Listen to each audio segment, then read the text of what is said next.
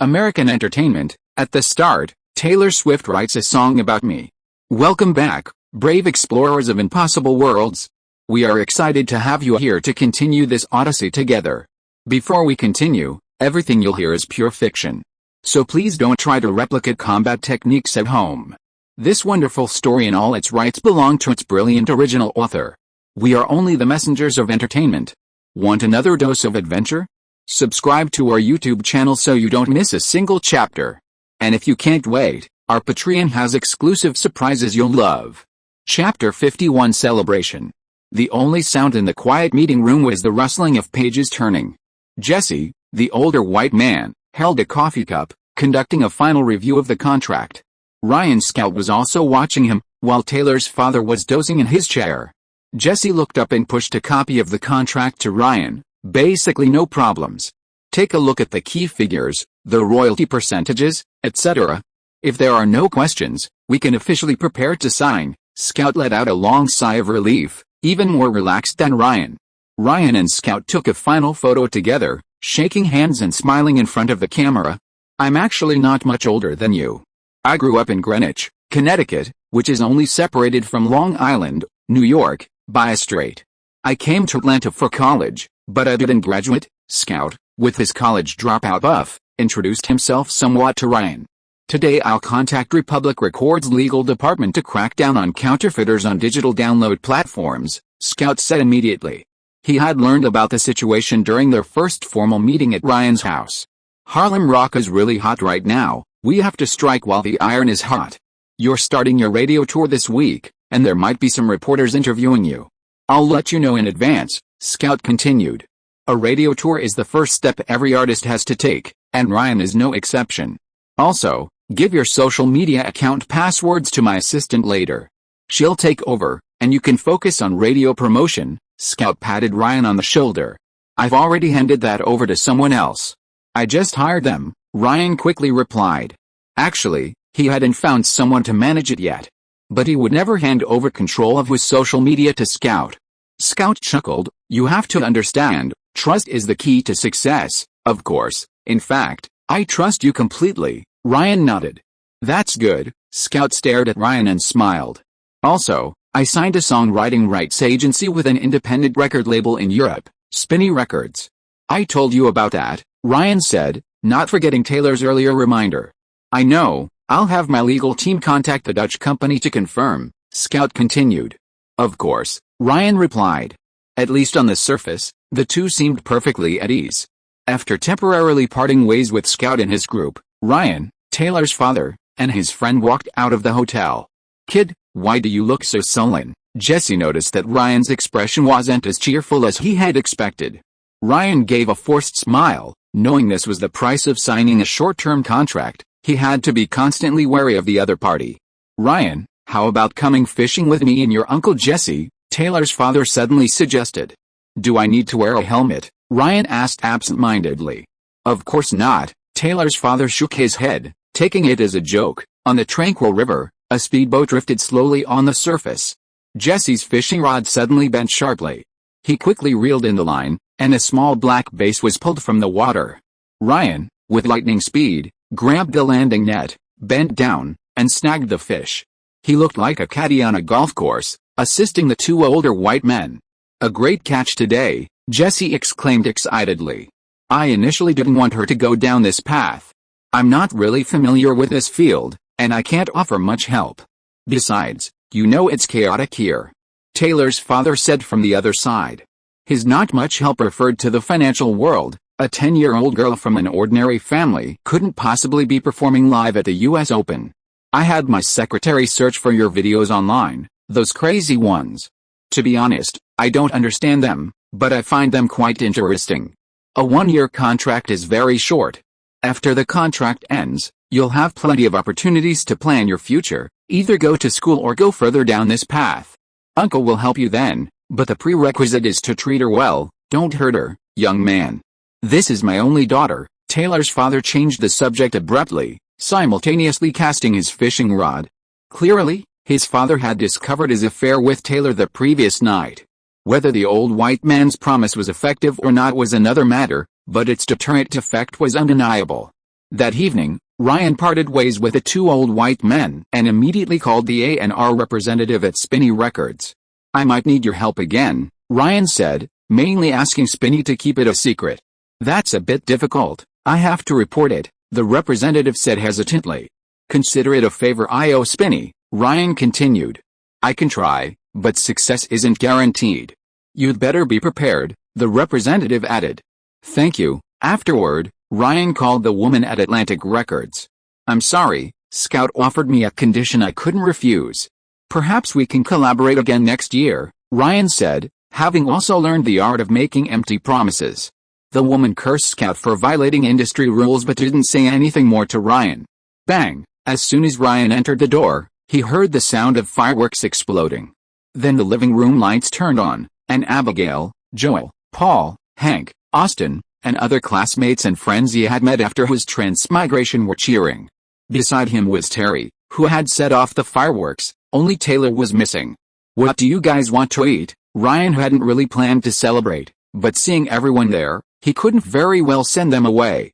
What's the point of eating at home on such an important day? Ryan should contribute something, Paul immediately suggested. Terry, however, smiled and reminded him, "Are you sure you don't want to try Ryan's cooking?" Soon everyone was glad they hadn't listened to Paul. "When did you learn to cook?" Paul asked, his mouth greasy with food. "Shit, you're more suited to the kitchen than standing on a DJ booth." Joel gulped down the steaming fried food. "At least you won't lose your job," Abigail said, her eyes crinkling into crescents. Ryan listened to everyone's praise, but simply sat there, not even touching his utensils. "Save some for my sister," Austin said between bites. "Is she coming too?" Ryan suddenly became alert. "Of course, but she's busy working on her new album, so she'll be late," Abigail said without looking up.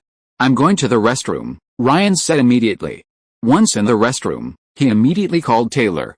"Why can't I come?" "You're trying to have your cake and eat it too," Taylor yelled, already on her way. "I don't care," Ryan said shamelessly, "but your brother is here. If you and Abigail fall out and your parents find out, we can forget about ever having anything to do with each other again. Your dad just warned me this afternoon. In this world, the only people Taylor truly cared about were her parents." Then I'll come later," Taylor mumbled, not as aggressive as before, probably knowing she was in the wrong. "Can't you come tomorrow? I want to eat your cooking," Taylor said sweetly. Ryan opened the bathroom door and saw Abigail standing there, his heart skipping a beat. "I was just about to knock." "Who were you talking to?" Abigail asked. "The legal team at Schoolboy Records. They're working overtime, gathering evidence of someone impersonating Harlem U. Do you need to use the restroom?" Ryan nodded. Abigail hummed in response. One came out, the other went in. As the dinner party drew to a close, friends left one after another, Abigail being the last to depart. She and Ryan lingered at the door for a long time. Taylor, who had parked his car on a street corner a short distance away, squinted, observing the two through the windshield, and couldn't help but snort. When he saw Abigail looking in their direction, he immediately bent down. Chapter 52 I Don't Care. "I'm off then." Abigail got into her car. Ryan kissed her goodbye. "Ryan, are you hiding something from me?" Abigail suddenly asked as they parted. Hadn't forgotten their late-night phone call? Ryan's mind raced. Ryan sighed, feigning seriousness. "I don't want you to overthink it. Actually, I picked Taylor up from the recording studio yesterday. Her father's friend helped me finalize the contract, and we were planning to catch up, but then her mother called, so I offered to pick Taylor up." Abigail glanced at Ryan before starting the car. Watching the car drive away, Ryan breathed a sigh of relief. This might not have been easy. Turning his head, he saw Taylor sneaking closer. Ryan asked her which car she had driven, and Taylor smiled and explained that she had borrowed a recording studio staff member's car. "You hugged her for so long." Taylor was a little jealous. "Not even half as long as we were in the car last night." Ryan shook his head. "You've never hugged me like this before." Taylor walked up to Ryan, looking down at the ground. Ryan then lifted her up, her feet dangling in the air, and carried her inside. Terry was clearing the table when Taylor greeted her. "Hey, Taylor, you know, this isn't fair to Abigail," Terry said, shaking her head at their affectionate display. She hadn't expected Taylor to be serious this time. "The world is inherently unfair," Taylor said. "This will cause you to lose your best friend." "I don't care," Taylor added. Terry sighed and left.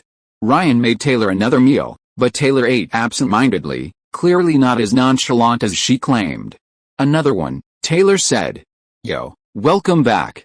This is Team Affiliates' weekly hip-hop live stream every Friday night. As usual, we're broadcasting simultaneously on Hot 107.9, Sirius Satellite Radio's Atlanta channel, and Eminem's Shade 45 channel. Brothers, it's time to stop your deals, get off the women, lock the trapdoor door, lest your enemies burst in and shoot you dead. We're going to talk about something big today. The host launched into his opening remarks like a rap, his usual boastful style. Ryan was in a radio studio, the room permeated with smoke that nearly obscured visibility. The host and two other resident DJs were puffing away, the stench of the smoke making Ryan nauseous. Despite his previous statements, Scout had still brought Ryan to Atlanta. Sitting directly opposite Ryan was a fair-skinned, mixed-race man nicknamed DJ Drama, dressed like a hip-hop artist in an oversized black t-shirt, 4 necklaces, and a baseball cap worn askew. Drama's partner, Don Cannon, was a massive 6'6", 250-pound man. Guess who we have today? Dr. Ray from Nashville, woo, the host exclaimed. His Harlem rock is like a whirlwind on YouTube, sweeping from Miami to Seattle. Just a really lame nickname, Drama chimed in. This made the other two burst into laughter. Objectively speaking, Ryan's stage name wasn't great. But it was still better than Drama, Ryan thought to himself. Ryan then spoke into the microphone, deliberately lowering his voice to make it sound deeper. Today, when people hear Rui, they might think of Dre, but in the future, when people hear Rui, they'll only think of Rui, and when they hear Dre, they'll also think of Rui. The implication was that Ryan believed his future fame would surpass that of Dre. In his homeland in the East, a newcomer saying this would be considered an overconfident idiot, but in the West, especially in the current context of trap radio's boastful pronouncements, the effect was entirely different. Cool, Drama and Dukeman exchanged a glance, finding this newcomer quite interesting. So, Rui, tell us about this electronic dance music, and how exactly did this song become so popular? This song blends electronic pop, hip-hop, and trap elements. Trap literally translates to traps, derived from the Atlanta term for drug trading places, a subgenre of hip-hop music that has gradually become mainstream. From a production standpoint, trap music is no longer confined to the 808 drum machine, relying more on electronic sound effects. It's a fusion product. The DJ across from Ryan, Drama, is a strong promoter of trap rap, having produced mixtapes for many artists. He and several Atlanta DJs formed the Affiliates Alliance, their influence radiating throughout the South. Otherwise, 3 channels wouldn't be playing it simultaneously, making it a perfect entry point for Ryan's music promotion in the South. Except, the smell in the room was truly suffocating. However, Ryan wasn't intimidated at all, and the conversation quickly became lively, ranging from crime culture to current affairs, and then back to music and fame. Like you said, things always get out of control. Just a few days ago, when I opened iTunes, guess what? It was full of fakes, masquerading as the original artists. To be honest, this music, Ryan casually remarked. Before he could finish, he noticed the expressions of the 3 people, including the host, immediately change. Drama, in particular, snorted coldly, his expression instantly turning indifferent. Ryan immediately realized his slip of the tongue. These guys had clearly done similar things before. In fact, last year, the Affiliates hideout was raided by Fulton County Sheriff's Office, which seized over 80,000 mixtapes, 4 cars, and some recording equipment. Drama and Dukeman were both detained on RICO charges. The mixtapes they sold were in a copyright gray area. Drama posted $100,000 bail, and the case is still ongoing. These remixes are now part of the music industry, and I've always been open to it. Ryan managed to smooth things over. Not only did he defend remixes, but Ryan also generously stated that he wouldn't hold those earlier Harlem rock mixes against him, but made it clear that future remixes must obtain his license. While it seemed like he lost a sum of money in compensation, these remixes would need licenses to continue selling, thus increasing Ryan's income. His endorsement of Drama also brought a smile back to the DJ's face. The radio show ended in a pleasant atmosphere, and as usual, Drama recommended 2 of Ryan's singles to the listeners at the end, which was Ryan's real purpose for coming there. Over the remaining 2 weeks, under Scooter's arrangement, Ryan visited 10 cities, mostly in the southeastern United States, participating in a total of 15 radio shows. His efforts finally paid off. More and more bars, nightclubs, and slipper clubs throughout the Southeast began playing Harlem Rock, helping it officially break into the top 10 of the club music charts in early May and debut at number 79 on the Hot 100 overall chart. Meanwhile, Tremor continued to climb the Beatport daily sales chart, currently holding steady in the teens, with cumulative sales exceeding 100,000 copies. The song's popularity in Europe far surpassed its North American counterpart. Tremor entered the UK charts compiled by the OCC, and even soared to number 7 on the UK dance singles and albums charts. In addition, Tremor successfully entered the charts in other non-English-speaking European countries, such as Officiel Deutsch charts in Germany, Snap in France, ProMusici in Spain, Fimi in Italy, Dutch Top 40 in the Netherlands, Sverigedeplistan in Sweden, and Ultratop in Belgium. 2 months after its official release, Tremor quietly gained popularity through word of mouth, largely because young people in Europe were more receptive to electronic music than those in the United States. Furthermore, Tremor's lack of lyrics actually facilitated its spread in non-English-speaking countries. Considering the dissemination effect of various charts, Tremor's daily sales were only expected to increase. That day, Ryan, whose radio tour had temporarily ended, landed in Nashville by plane. After being driven home by Terry, he immediately turned on his computer. Upon seeing a string of numbers on YouTube, Ryan excitedly hugged Terry, but somehow, Terry pushed him away. "You want to die?" Terry yelled. Ryan didn't care. Then his phone buzzed with an email notification. Ryan had by then switched to the same smartphone as Joel. "Is the agreement you made before about continuing the partnership still valid?" The sender was Elizabeth Olsen. Chapter 53 Female-led selection. "What, changed your mind?" Ryan chuckled inwardly. He understood Elizabeth Olsen's thoughts, of course.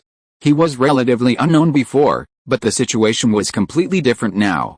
"I noticed the current operations staff position is still vacant, and I'm no longer involved in event preparation. I think you still need me," Elizabeth Olsen wrote in the email. Ryan didn't reply, deciding to leave her hanging for a few days.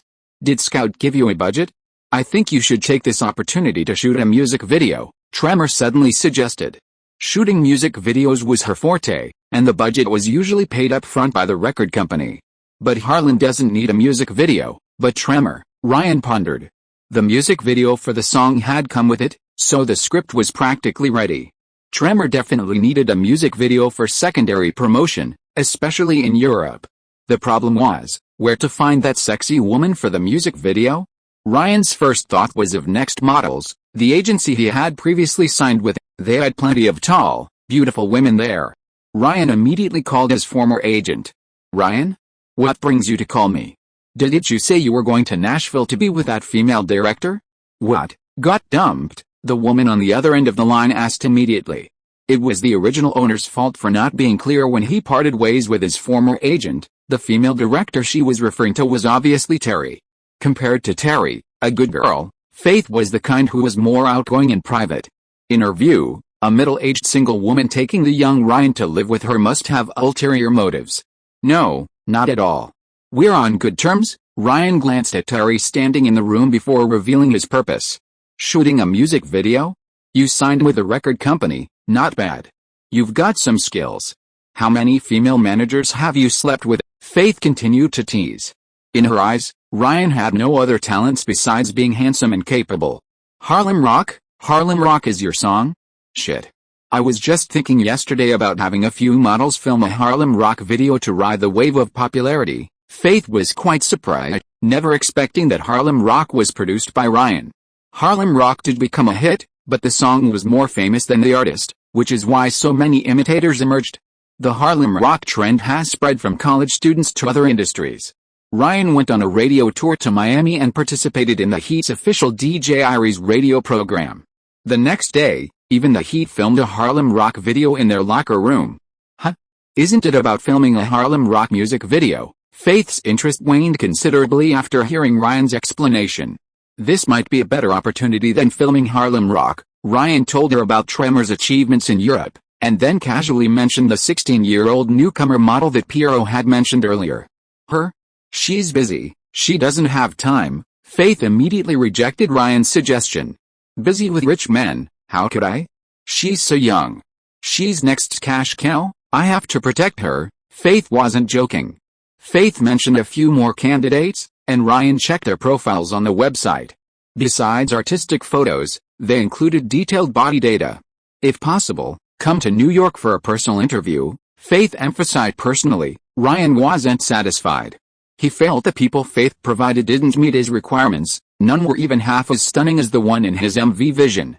Professional models often have high-fashion faces, and their figures are all incredibly flat, perfect for designers, but perhaps not for the general public. Considering the MV's quality, Ryan didn't agree, saying he'd think about it. Should he ask Scout if he had any suitable candidates? Ryan immediately rejected the idea. Such a performance opportunity was an excellent resource, and many would be willing to strip for it. He just couldn't think of any other opportunities for the moment, but Ryan wasn't in a hurry. Why does this woman sound so bitchy? Therese couldn't help but ask. Because she's a bitch. Ryan stood up. You slept with her? Therese immediately became alert. No, not really. Ryan walked out. Where are you going? Therese asked. To school, Ryan replied without turning his head. He had been busy for half a month and had fallen behind in his studies. He needed to catch up with Abigail. Can I take a picture with you? No problem. In the library, Ryan stood up and took a picture with a classmate. The girl nestled in Ryan's arms during the photo, looking rather petite and dependent. HMPH, this annoyed Abigail. He had been interrupted 4 or 5 times in just half an hour in the library. Hender Wilson had produced another star after Taylor, which made the students, especially the girls, pay extra attention to Ryan. With Ryan's looks, the star aura, and the absence of gossip, he was far more attractive to boys than Taylor. This is my phone number. You can contact me anytime. After taking a photo with him, the girl handed Ryan a note and kept turning back to wave at him as she left. Ryan had just sat down again when Abigail snatched the note from his hand and threw it in the trash. Let's go to a quiet place, Abigail suggested. Ryan looked at her, chin in hand. How about a hotel? Abigail tapped Ryan on the head. Can we study properly at a hotel? Did you solve the quadratic equation? Abigail's voice rose and fell, pausing frequently. After a while, Ryan gave Abigail the answer she wanted. When Ryan came out of the shower and noticed his gaze, Abigail immediately grabbed the book and covered his private parts with it. I probably can't take you home, I have to go back and cook for Therese, Ryan said casually. Actually, an hour earlier, Taylor had texted her asking Ryan to pick her up from get off work, and she had deliberately not asked her mother to pick her up today. Okay, drive carefully then, I want to take a nap, Abigail said absent-mindedly, pulling the covers up. She was a little tired. And, Abigail continued. Your birthday party tomorrow night, I know. Ryan left hurriedly, so eager to see me. Missed me, and no, Taylor's voice was trembling with tears. It was the dressing room inside Blackbird Studio C this time. Taylor had locked both the outer and inner doors to make sure no one could come in. After a round of music, during a break for entertainment, Taylor picked up her guitar and sang for Ryan, but she was completely clean. Come feel this magic I've been feeling since I met you. I can't help it if there's no one else. I can't help myself, Taylor hummed softly, her voice clear and childlike, perfectly complementing her figure hidden behind an acoustic guitar. Golden hair fell loosely, her legs crossed, her right foot tapping out a rhythm, revealing her pink, crystalline toenails. The scene was both ethereal and subtly alluring. This time, the lyrics actually included Ryan's name, and even the song title was Hey, Ryan. According to Taylor, it was an adaptation of another song. Ryan sat sprawled on the sofa in the lounge, head tilted back, feeling the most comfortable moment he'd experienced since his transmigration. Should the next step be to break down the barriers between them, until they fought side by side? Ryan thought for a moment, then decided not to hide anything and directly recounted the details of his time with Abigail that afternoon. You two are shameless, Taylor pouted, clearly unhappy. The thought of Ryan not being able to get rid of Abigail anytime soon only fueled Taylor's anger, and she pounced on him. Give me all your answers. Don't leave any for Abigail, Taylor huffed. That depends on how difficult your equations are, Ryan chuckled. By the way, Mary Jane called to check on me today, Taylor suddenly said during their intimate moment. That Mary Jane, The one I met at the mud park. Ryan seemed thoughtful. She should be able to provide someone for the music video, right? Chapter 54 Elena. I'm leaving. Okay, I'm really leaving. Go ahead, HMPH. Taylor turned and walked towards the front door. Ryan saw Taylor's mother standing at the door, and the two nodded to each other in greeting. Taylor hadn't taken 2 steps when she turned back. What time are you going over tomorrow? Taylor asked quietly, referring to Abigail's birthday party. Around 8 o'clock. Okay, then I'll go early. Taylor nodded. Ryan returned to his car. His car, which had been a low-key olive green, had been changed to a more flamboyant dark red. It wasn't just a color, in fact, it was a higher-end 4-wheel drive version of the Challenger, with far more power than before. Buying a luxury car was still a bit of a luxury, so Ryan opted for this one first. On the way back with Taylor, Ryan got Mary Jane's phone number and dialed it.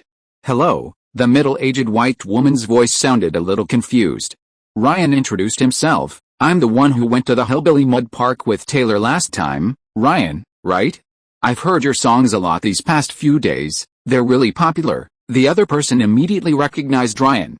The other person was probably older than Beatrice. Wouldn't only young people listen to this kind of thing? Ryan thought of her identity as a party promoter and realized that she probably heard it in nightclubs. Since the other person knew Ryan, it was even less likely that she would refuse Ryan's request. No problem. I'll arrange it for you right away and have them fly to Nashville as soon as possible so you can take a look, the other person said with unusual enthusiasm. Ryan even suspected her motives, but considering her identity, it made sense. Preferably a Slavic girl, Ryan recalled the scene in the music video and made more detailed requirements. The one in the music video had a bit of a Slavic woman's vibe. She has to be pretty enough, unforgettable at first glance, with a good figure, and tall enough. Lastly, and most importantly, the cleaner the better, Ryan reminded her. Well, I can meet the first 2 conditions, but the last one is a bit difficult, the other person said. But if there are any new ones, I will contact you immediately. I'll send you a few people's information first, so you can take a look, Mary then suggested. Ryan didn't refuse. Back home, Ryan turned on his computer. Mary's email had already arrived. Similar to the model cards on Next's website, but judging from the effect, it clearly wasn't a fashion spread, obviously not from professional models, more like a part-time job. Too ugly, pass. Too fat, pass.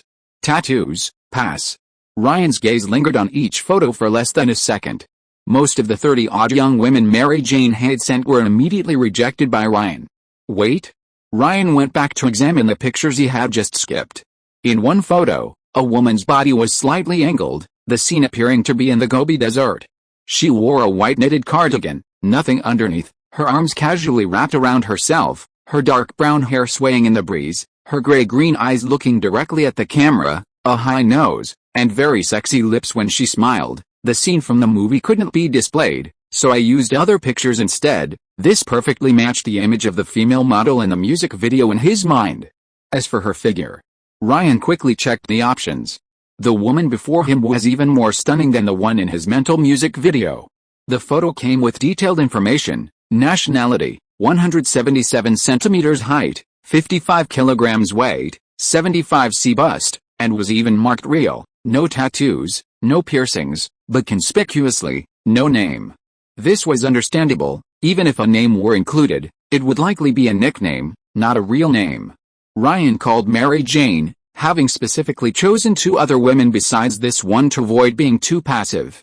No problem, when are you free? I'll arrange it in advance, Mary readily agreed.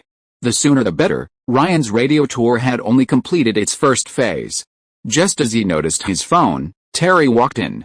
Go make me dinner, Terry commanded. Ryan had told Abigail this earlier to slip away early, and reluctantly said, I've finally come back, you won't go hungry while I'm gone, will you? Yes, I've been waiting for you to come back, Terry chuckled. Let's do it tomorrow, Ryan said. Therese slapped Ryan hard on the shoulder. Do you still want me to film your music video? What difference does it make who films it? Ryan winked. Therese was indeed a job she was paid to do. Therese curled her lip, and seeing she couldn't get Ryan to do anything, she simply walked away. Night fell. In a dark room at a high-end hotel in Nashville, The light streaming through the huge floor-to-ceiling windows revealed the silhouette of a man standing by the window, with another shadow moving beside him, only half his height. After a while, the shadow lengthened until it reached the man's nose. It turned out to be a woman standing up again. Satisfied, the woman wiped her mouth with a tissue, spitting something out in the process, her accent thick with Russian. Ryan opened his eyes and looked at the woman beside him named Elena Shake. He realized that calling 2 more people was completely unnecessary. Elena was determined this time, incredibly proactive. She essentially won the competition with her talent. The interview lasted less than 5 minutes before changing its nature and continued until dark. "I'll contact you before filming starts," Ryan said. "Thank you for this opportunity. I really like your music, your voice is beautiful, and you're even more handsome, taller, and more energetic than I imagined," Elena flattered, her hands folded in front of her. "A beautiful voice, yes, without a doubt, otherwise you wouldn't be so popular throughout Europe," Elena said confidently. If Ryan hadn't known she hadn't actually lent her voice, he would have believed her. Looking at the time, there was still a full hour until 8 o'clock. Ryan sat down and chatted with Elena. He then learned that she and the other 2 Slavic models had not only paid for their own airfare and accommodation, but each had also given Mary an extra sum of money, all for the chance to audition. Ryan had only taken 2 months to make a name for himself, completely unaware of the fierce competition among aspiring models, magazine girls, and actors, and how difficult it was to get a chance to appear on screen, let alone shoot a music video for a song like Tremor. "You can stay in the room for the night," Ryan suggested. Elena nodded and went to take a shower, while Ryan left after making sure she was dressed properly. Abigail's coming-of-age ceremony was a lively affair, with a large number of relatives, friends, and classmates in attendance. Taylor, as a celebrity, naturally received everyone's attention, but Ryan received no less. Especially during the cake-cutting ceremony. Abigail volunteered to cut the first slice with Ryan. It was at this moment that Abigail's nostrils twitched, and a fleeting shadow crossed her brow. Taylor stood in the crowd, staring intently at Ryan and Abigail, her eyes practically overflowing with jealousy. However, throughout the entire party, she remained very well behaved, not saying a single word to Ryan. Late at night, the party ended, the guests left, and Taylor said goodbye to Abigail. "You must stay today." Abigail's smile vanished, and she stared at Taylor with a sudden, vicious glare. If you are listening to this novel on a channel other than Fanfic World, it means it was downloaded and re-uploaded without effort. We warmly invite you to visit our channel, Fanfic World. There you will find the original version of this story and many other novels of various genres. We look forward to seeing you dive into a world of incredible novels. Chapter 55: The Heavy Weight of the Old A8. "Why would I stay?" Taylor glanced at Ryan not far away, feigning confusion while a guilty conscience crept over him. "I want you to stay and have a couple more drinks with me," Abigail smiled. "Ugh, you're so annoying. I have to get up early tomorrow to get my makeup done and prepare for an interview," Taylor said reluctantly, but his anxiety subsided. Abigail then went to Ryan and said something similar to him, before telling her family to go home first. Only 3 people remained in the rented venue. Ryan realized something was wrong and quickly gave Taylor a meaningful look, but Taylor didn't understand. Abigail casually picked up the half-empty bottle of red wine on the table, poured it into a wine glass, and handed it to Taylor. Taylor reached for it but it was splashed in the face. The next second, Abigail tackled him, pulling his hair and tearing his clothes, beating him mercilessly. Fortunately, Ryan was strong enough to restrain both of them, otherwise Taylor would have been in serious trouble. Still seething with anger, Abigail unleashed a torrent of vile insults, and Taylor, not to be outdone, retorted. They hurled insults at each other for several minutes, but neither of them were particularly skilled at it, and it gradually escalated into a full-blown argument. Then they started bringing up old grievances. Taylor accused Abigail of having flirted with a senior she'd grown closer to, while Abigail accused Taylor of stealing her thunder at a school event. They were practically dredging up to when they first met when Ryan interrupted them. "Now you're even. The past is past, put me down. Ryan, you bastard. You knew it was my birthday today, and you still went and did that with Taylor." Abigail's voice trembled with tears. "Today? I was in the recording studio all day," Taylor said innocently. Abigail glanced at Ryan, then at the disheveled Taylor, a fleeting look of confusion crossing her eyes. "I knew you weren't that kind of person. I was a bit impulsive just now," Abigail chuckled, wiping the red wine spilled on Taylor. I admit I have a bit of a thing for Ryan, but you're my best friend. Taylor's smile was slightly awkward.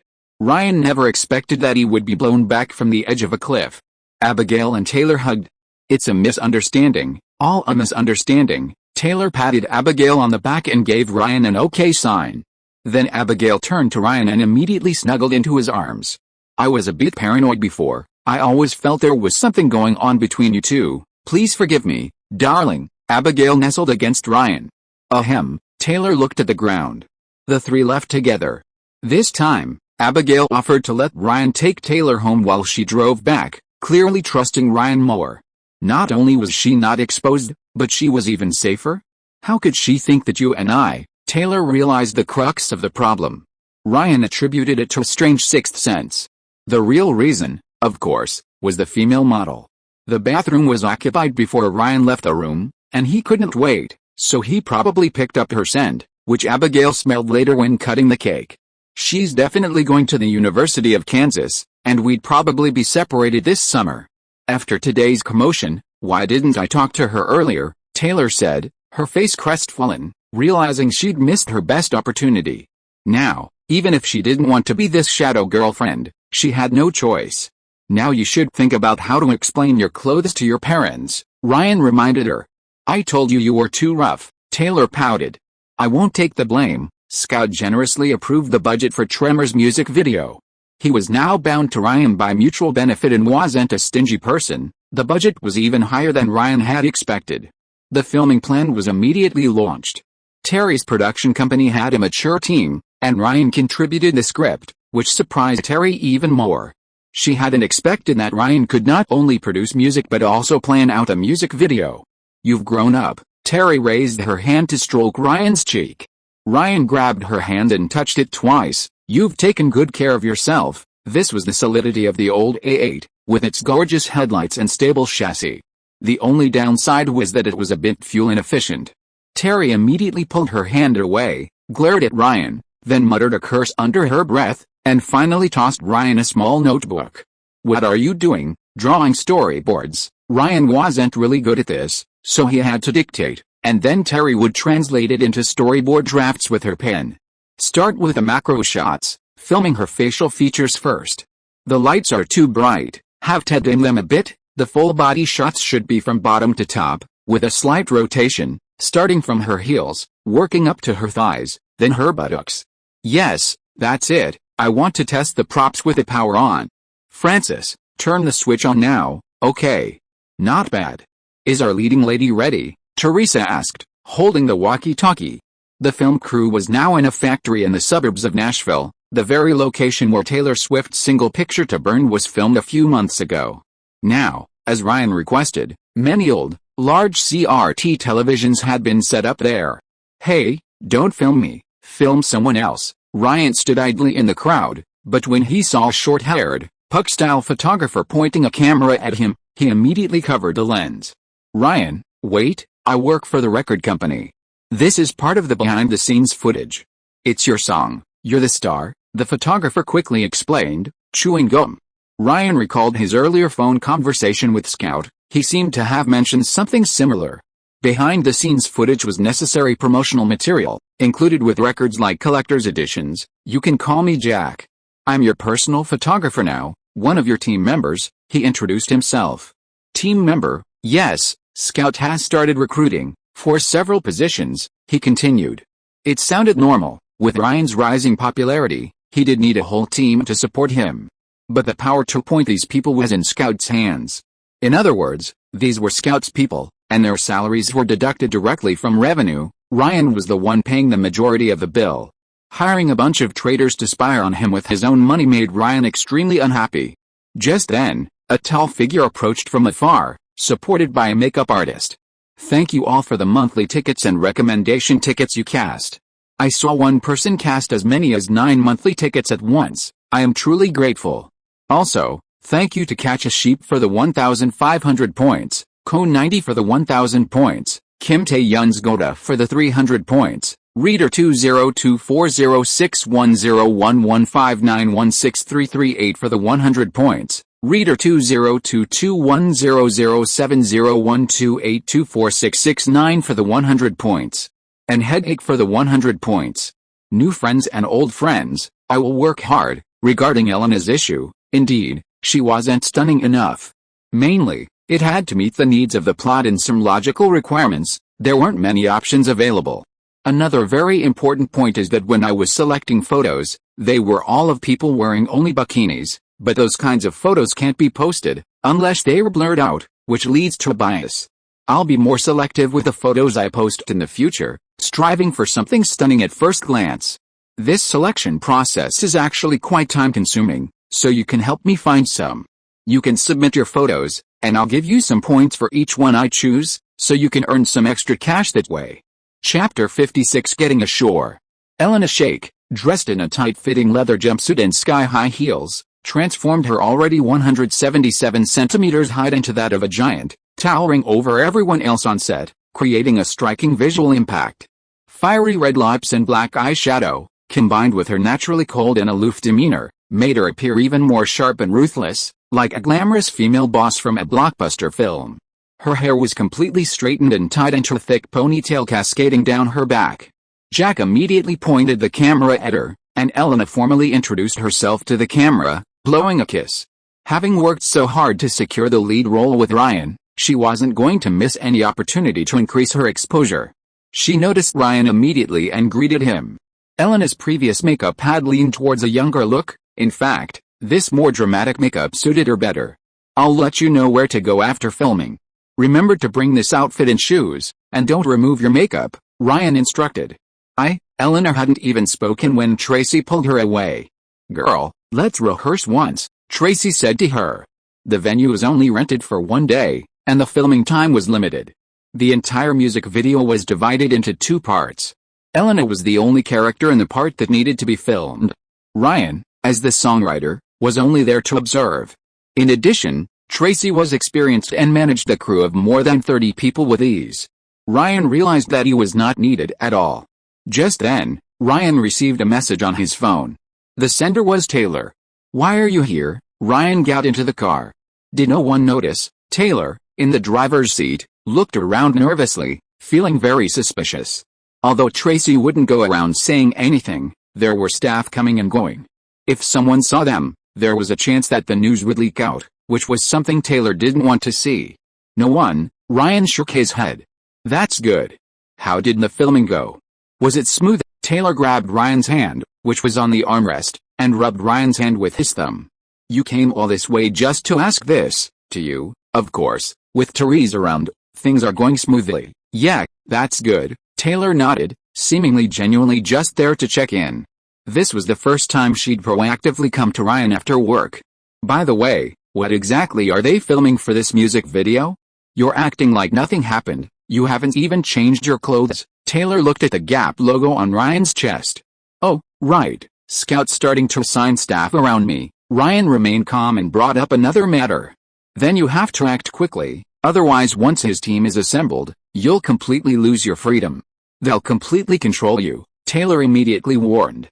Where am I supposed to find people now? Ryan frowned. All she had was a social media assistant working online. Taylor also started thinking, here's what we'll do. I'll have a few key members of my team handle things for you during this time. As a transition, you can use this time to slowly select people. Ryan knew that behind those few words lay a lot of work. Then let's decide on that for now, Ryan nodded. You still haven't told me about the music video shoot. How exactly was it filmed? Taylor steered the conversation back to the topic. Who knows where Scout found the models? Ryan said, directly blaming Scout. That guy is really annoying. Luckily, it's only a one-year contract, Taylor muttered. She felt an inexplicable aversion to Scout the moment she saw him, knowing that according to the normal timeline, she and Scout would indeed have a copyright war a few years later. It's nothing, you can go back now. I'll contact you again tonight. Ryan got out of the car. Okay, last take is done. Terry, who was watching the monitor, turned around. Thanks everyone. That's a wrap. The entire shoot was actually very short. Only 2 minutes of footage in total. It was completed shortly after Taylor left, and there were even a few extra minutes of footage for the editors to work with. Terry's production company handled all the work, including post-production. Once the original footage was handed over to the record company, it could be released directly. Ryan heard Elena beside him breathe a sigh of relief. "Were you nervous?" Ryan turned to ask. "Actually, it's because this dress is too tight," Elena explained with a laugh.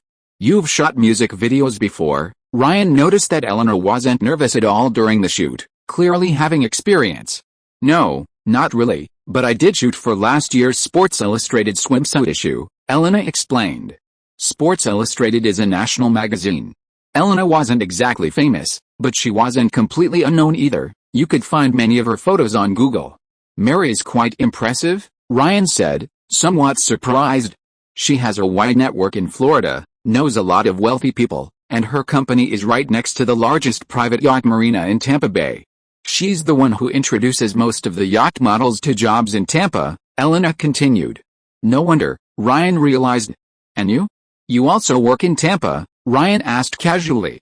Elena immediately shook her head in denial. "I'm a professional model." She then mentioned that she was the spokesperson for a European lingerie brand, had shot static advertisements for an Italian brand, and had walked the runways of the 4 major fashion weeks.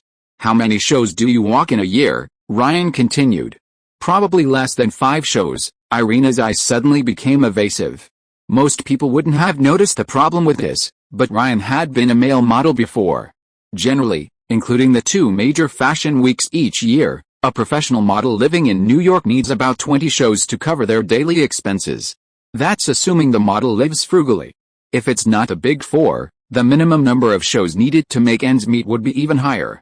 Irina couldn't possibly live independently on that income. She would inevitably need other ways to make up for it, spending her boyfriend's money, earning extra cash, relying on family support, or a combination of all 3.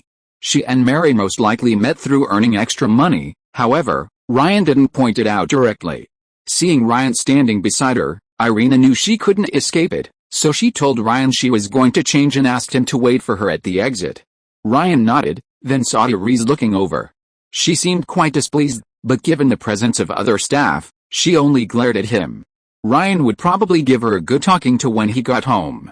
Then Ryan looked at Jack beside him, the accompanying photographer. He had been standing not far away, but had deliberately avoided filming Ryan and Elena, not taking a single shot of them. "I know the rules, Mr. Ryan. I'll be relying on you for work in the future," Jack said with an embarrassed smile. Ryan didn't know much about him and didn't trust him much, heading straight for the exit. Inside the room, Elena's ponytail was pulled, and someone kicked it with unusual vigor. Afterwards, Elena nestled in Ryan's arms, kissing him repeatedly. The 2 intimate moments, spaced so close together, seemed to carry an inappropriate undercurrent of affection within her simple compliance and flattery. "Do you have a girlfriend?" Elena suddenly asked. "Do you have a boyfriend?" Ryan countered. "Sorry," Elena shook her head repeatedly. She just thought Ryan was still young, and a sliver of hope crept in. "I'm asking you, do you have a boyfriend?" Elena shook her head again, feeling a glimmer of hope. "Will I ever see you again?" "I'm afraid not." Ryan was quite frank. Video girls are all one-offs. Taylor had already condescended to be his shadow girlfriend. Another model would drive her crazy. Besides, there were tons of these kinds of models. Ryan didn't need to give up the whole forest for one tree. Elena said nothing, straightened her back, and mounted him. "However, I can introduce you to a new job opportunity," Ryan suddenly said. He then picked up his phone and called Faith. "What the hell are you doing?" Faith could tell from the voice on the phone that Ryan was doing something unspeakable, and immediately yelled. Chapter 57 Public Relations Manager. "I'll interview you, shameless. Do you want to? How old are you?" 22. "Too old," Faith refused outright. Modeling is a youth-oriented profession, so strictly speaking, that wasn't entirely far-fetched. "She's Russian. She was signed with a Russian company before, but it took a few years." Luckily, Ryan had enough patience to finish the sentence. "No," Faith continued to refuse. "She's the female lead in my music video." "Oh, then send me her information. I'll take a look." Faith immediately changed her tune. "Also, don't call me when you're doing this kind of thing again." Ryan returned home to find Therese watching TV with her arms crossed, looking sullen. "Stop." Therese noticed Ryan was about to go upstairs and immediately called out to him. Ryan looked completely innocent, I just introduced her to a new job. We didn't do anything. Don't think I'm that easy to fool. Ryan, do you know what you're doing? Do you know how many men have fallen for women? You're so young, and you're already like this. What will you be like in the future? Terry bombarded Ryan with questions. Your mother entrusted me to you, so I have an obligation to educate you. Your relationship with Taylor might have been accidental, and your relationship with Abigail was fine too, but you had to go and mess with Taylor. You both have problems. Do you even know this female model? Do you know how dirty she is? Ryan nodded. You're right. Next time I interview a music video lead actress, I'll definitely make her bring a medical report. Actually, he was careful. He had plenty of security measures. Next time? There won't be a next time. If you're not going to change, move out. I can't tolerate you here. Terry issued her ultimatum. That won't do. Ryan quickly went down the stairs and sat down next to her. You're so good to me. You don't charge me rent. You help me with school. You buy me clothes, and you've never let me buy a single groceries. You're better to me than my own mother. Ryan grabbed her arm. Terry deliberately turned her head away, refusing to look at Ryan. You remember quite well, Terry thought to herself with a cold sneer. I still have to take care of you in your old age. I can't leave. Not only can I not leave, I have to stay with you forever. These words had finally appeased Terry. She turned to look at Ryan and began to earnestly advise him again. You have no idea how bad other women are. If someone catches you red-handed, your career will be ruined, and you won't even have time to cry then. That's right, I'll definitely be careful in the future. I'll only date someone like you. Terry raised an eyebrow. What I mean is, I won't date anyone but you, Ryan continued. Terry sneered. Dare to make a move on me, I'll kill you. If you kill me, how will you have children? Fuck off. Terry raised her foot to kick him. Ryan got up and went straight to make dinner for Therese. 40 minutes later, looking at the dazzling array of dishes on the table, Therese sighed. After this meal, I'll truly be your accomplice. The next day, Ryan, who was at Big Machine Records, received a text message from Elena. I'm boarding the plane right away. Also, the staff from Next Models just called me. Thank you, Ryan. I'll always remember your help. Definitely. Dragging Therese into the mess and helping Elena ashore, Ryan perfectly embodied two of a man's greatest pleasures. Where were we? Ryan looked up. The image you desire in the eyes of the outside world, said Paula Erickson, a middle-aged woman with soft facial features who gave off a very kind impression. She was Taylor's PR manager, and thanks to her, Taylor was known for having many boyfriends. Paula tended to ignore all subjective opinions from the outside world. Her biggest role as PR manager was doing nothing. After getting to know Taylor better, Ryan learned that two of the four men featured on her debut album had never actually dated her, and the other was only casually dating. She was young then, and with her parents constantly watching, the truth was obvious. Admittedly, Taylor benefited from this, so she should have been prepared for criticism, but Paula should at least have clarified some basic facts, which she failed to do. If he hadn't had no other choice, Ryan wouldn't have asked her for advice. Does it matter? Ryan asked. He felt that the decision regarding her public image wasn't in her own hands at all. Of course, having a stable public image makes you easier to remember and less likely to be forgotten. Teen idol, tech geek tinkering with high-tech gadgets, quiet but talented creator, you have to choose a tone. Can't I just be myself? Ryan said. Paula Erickson shook her head. Then choose teen idol, but your songs aren't suitable. I'll still choose teen idol. My future target audience is teenage girls like Taylor. Ryan made up his mind. Young female fans undoubtedly possess the highest fighting power among fan groups. They are often very generous to their idols, highly willing to defend them online, and have strong offline mobilization capabilities. Most importantly, they are easily fooled. Alright, then your personal image needs to change. You need to dress up, and ideally, have ambiguous relationships with some girls your age, but no more than 2. Otherwise, your female fans will question your character. Definitely don't date anyone more than 6 years older than you. No tattoos, no piercings, maintain your figure at all times, and be cautious about growing a beard. No problem, Ryan said. Doing these things wasn't difficult for him, especially the ambiguous relationships. Most importantly, in the future, if you encounter any issues involving the public, don't act on your own. Call me first. I've already sent you my contact information, remember to save it. The other party extended her hand. Thank you, Ms. Erickson. Ryan shook her hand. For the foreseeable future, this woman would be his public relations manager. Call me Paula. As for the more important positions of marketing director and radio manager, Ryan was currently satisfied with Scout's arrangements. Considering that rashly changing them might not only negatively impact his future promotional plans but also directly anger Scout, Ryan didn't plan to bother with those positions. For the other key position of legal, Ryan used someone from Taylor's side. Besides that, there were some less important ones, such as a stylist and a personal assistant. Taylor's personal assistant, Erica, couldn't possibly serve two people at the same time, so Ryan would have to find someone else. How did the meeting go? Taylor walked in at this moment, leaned over, and kissed Ryan on the cheek. Just then, someone walked in directly, and Taylor quickly straightened up.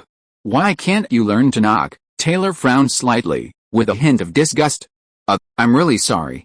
I didn't know there was anyone else here. Taylor's personal assistant, Erica, quickly apologized. She had been with Taylor since he signed with the big machine, and was the kind of person who was average-looking and average-figured, the kind who wouldn't stand out in a crowd. Is something wrong? Scott wants to see you. He wants you to come to his office to talk about Walmart's exclusive EP deal, Erica said, then looked at Ryan. He also said that Ryan Rivers should come along too, which should be you, right? Have me come. Ryan was puzzled, he didn't know Scott at all. Chapter 58 Rising Period. Are you kidding me? I'm not putting album tracks on an EP. That's non-negotiable, miss. I don't want to do this either, but I really can't explain it to Walmart. They're our most important physical retailer. Scott Pacheco looked troubled, glancing at Ryan sitting on the sofa behind Taylor, giving him a helpless, wry smile.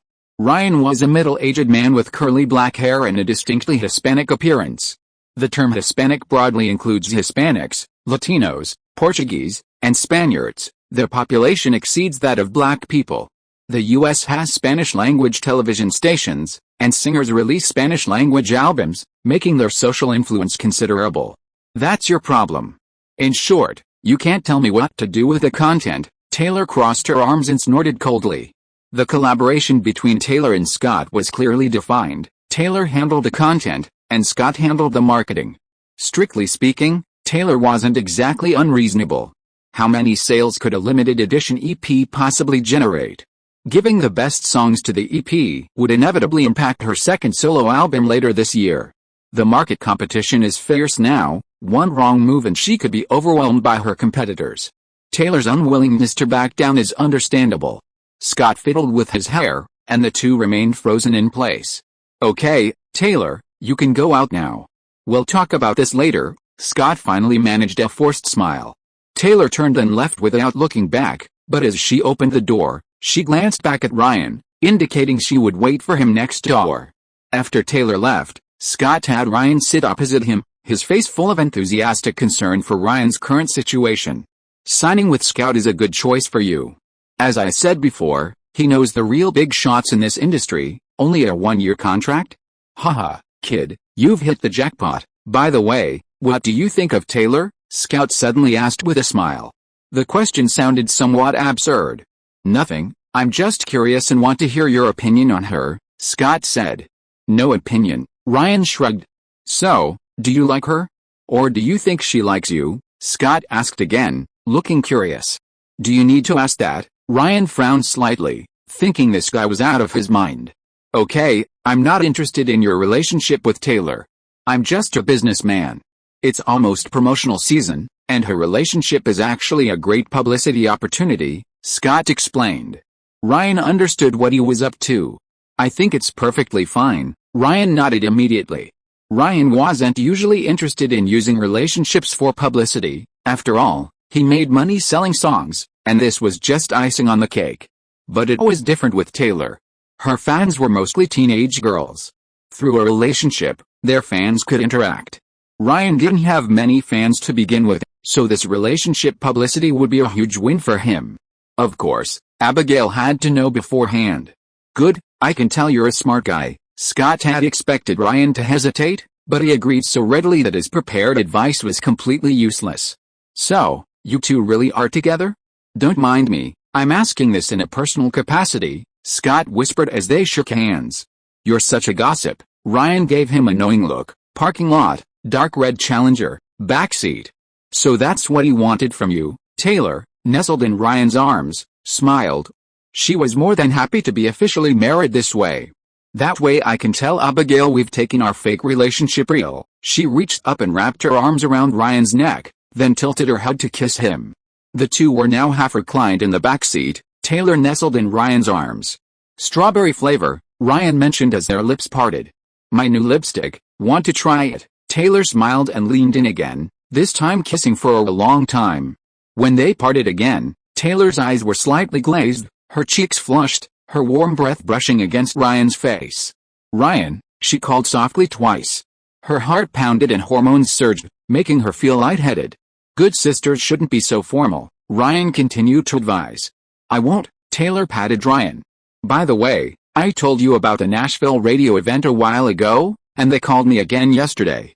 When are you going? Taylor suddenly asked, remembering something. Taylor had mentioned it when Ryan signed the contract, and it had been half a month. I happen to be free this afternoon, Ryan thought for a moment and said. Not today, you have to come with me today. Taylor pressed her cheek against Ryan's shoulder, her thick, curly hair cascading down like a golden waterfall in the sunset. I can't just stay here with you. Where do you want to go? Taylor asked with a smile, her eyes closed. This question didn't need an answer. That evening, after taking Taylor home, Ryan returned to Terry's house and saw Terry lying on her side on the sofa, looking rather bored. When Ryan entered, Terry sat up abruptly. Seeing that Ryan ignored her, she picked up an orange peel from the coffee table and threw it at him. What, hungry? Terry said, putting on a pitiful expression. After having dinner with Terry, Ryan returned to his study, turned on his computer, and saw that Elizabeth Olsen had sent him 3 more emails in the past few days. The first was another inquiry. The second was more decisive, probably because she felt Ryan didn't like her. The third was also an inquiry, much like the second. These 3 emails revealed the twists and turns of Elizabeth Olsen's attitude. Our celebrities so great? The colder they are to you, the more enthusiastic you become, right? Ryan chuckled and typed the reply. He then checked the number of Harlem Shake videos on YouTube. Compared to a week ago, the number of Harlem Shake videos uploaded daily had reached over 1,000, not the total, but the daily uploads. Although most were ignored, this precisely proved that ordinary people had begun to imitate and film Harlem Shake videos. Ryan searched the internet and even discovered that over a dozen students at Milford High School in Michigan had been suspended for filming Harlem Rock. Checking his YouTube channel, he saw that last month's earnings had just been paid out, and he'd already made over $10,000. Clearly, Harlem Rock's popularity was still rapidly rising. In other words, the best was yet to come. As for Tremor, its ranking on Beatport hadn't dropped. In fact, it had risen 2 places. Considering the upcoming music video release, Tremor's attention and sales were expected to climb even higher. While Harlem Rock spread rapidly online, public attention was destined to decline slowly after its initial surge, a process that would last 2 to 3 months. The image shows Harlem Rock's search trends from years ago. Tremor, at this rate, would remain popular longer than Harlem Rock, eventually becoming an electronic music classic.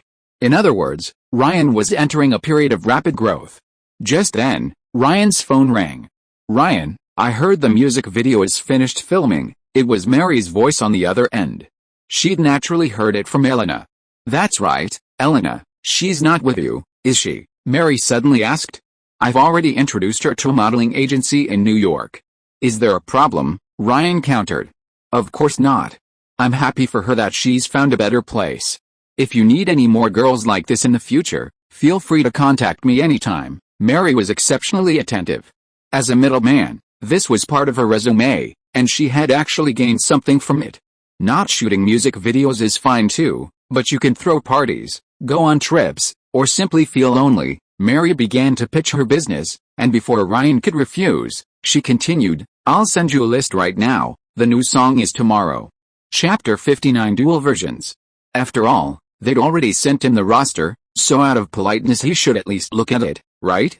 Ryan did, but found none of them to his liking. He preferred long legs. As for Mary, Ryan figured there was no need to delete her. Who knows, he might need her later. Then Ryan logged into the paid music platform's backend and checked everything. All the covers for his electronic and dance tracks had been redesigned, and the descriptions now included Schoolboy Records, While it hadn't charted like it did on Beatport, the sales figures were significantly better than before he signed. In comparison, the Schoolboy Records version had easily surpassed a Mao 5-trap version previously released by deadmau5 in sales. The DJ who once took Ryan to the Ultla Music Festival is still touring nightclubs in various cities across the United States. Ryan's market value has also recently skyrocketed. According to Marvin, his appearance fee has surpassed that of Dead Rat, and more nightclubs are interested in inviting him to perform.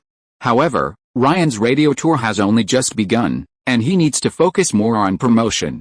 Before shutting down his computer, Ryan made sure to catch up with a girl with the legs. There's a 14-hour time difference between them, so it's afternoon there, which is perfect for a chat. I heard your music at a nightclub last night. The response was amazing. I should have recorded it. You go to nightclubs. Ryan realized the crux of the matter. Although his music is often played in nightclubs, he always avoids them, only going for performances. I went with a friend. Is that a problem? Did you drink? Afraid I'll lose my virginity? Out of concern for my fans, I didn't say I was your fan. So how did you add me in the first place? After saying this, the other person paused for a few minutes before replying. I'm curious about you. Ryan immediately closed Facebook and made a video call to her via Skype. However, Elizabeth Debicki didn't answer. What do you want? Ryan called her again. This time she finally answered, but the picture was blurry and choppy, and the audio and video were out of sync.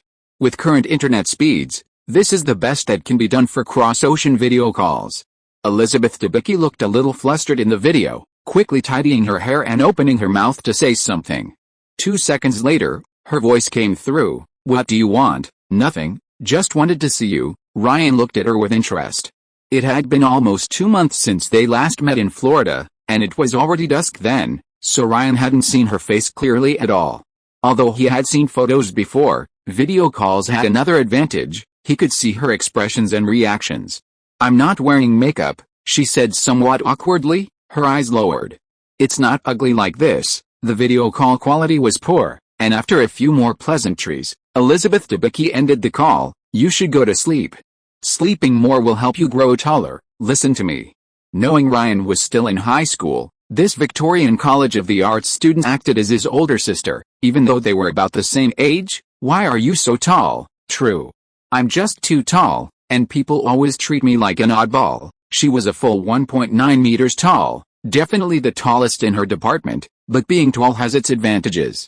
Ryan comforted her, like being able to stand on tiptoe. After finishing her online chat with Elizabeth, Ryan returned to her room and chatted on the phone with Abigail for half an hour. Just as she put down her phone, Taylor called again. What did you and Abigail talk about? She asked curiously. Nothing much, just a simple good night. You lied to me again. I tried calling several times, but the line was always busy, Taylor muttered. Time management can be tough, especially when the person you're managing is a young, clingy girl.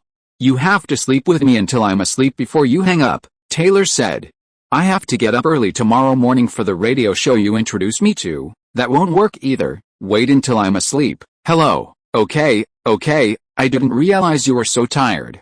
That's settled then. I'll tune into the Nash channel tomorrow morning. Hi, listeners. Welcome to Coffee, Country and Cody at 7:30 this morning. I'm Bill Cody, bringing you a live broadcast from Nashville's Music District. Today we have a special guest, the up-and-coming DJ and electronic music producer, also from Nashville, Dr. Ryan Rivers. Hello, Nash channel viewers. This is Ray. Ryan greeted listeners across the country through the microphone. Radio stations are all local channels, but Nash channel is different. It's not a single channel, but a category of channels, belonging to Cumulus Media, the second largest commercial radio company in the U.S. It consists of more than 20 local channels nationwide, specializing in country music. The show Ryan was a guest on was broadcast on more than 20 Nash channels, with a very wide reach. Taylor's last appearance on this morning show was very successful, and the production team really wanted Taylor to be a guest again. In exchange, Taylor recommended Ryan to the production team. Electronic music sounds like a trendy new thing popular among young people, like MySpace. Can you briefly introduce it, Ryan? It's a music genre that originated in the US, later became popular in Europe, and now this trend has swept back to North America, Ryan began to explain. Having appeared on several shows in the past 2 weeks, He was now handling questions with ease. This was probably Ryan's most listened radio show appearance, so he naturally took it very seriously.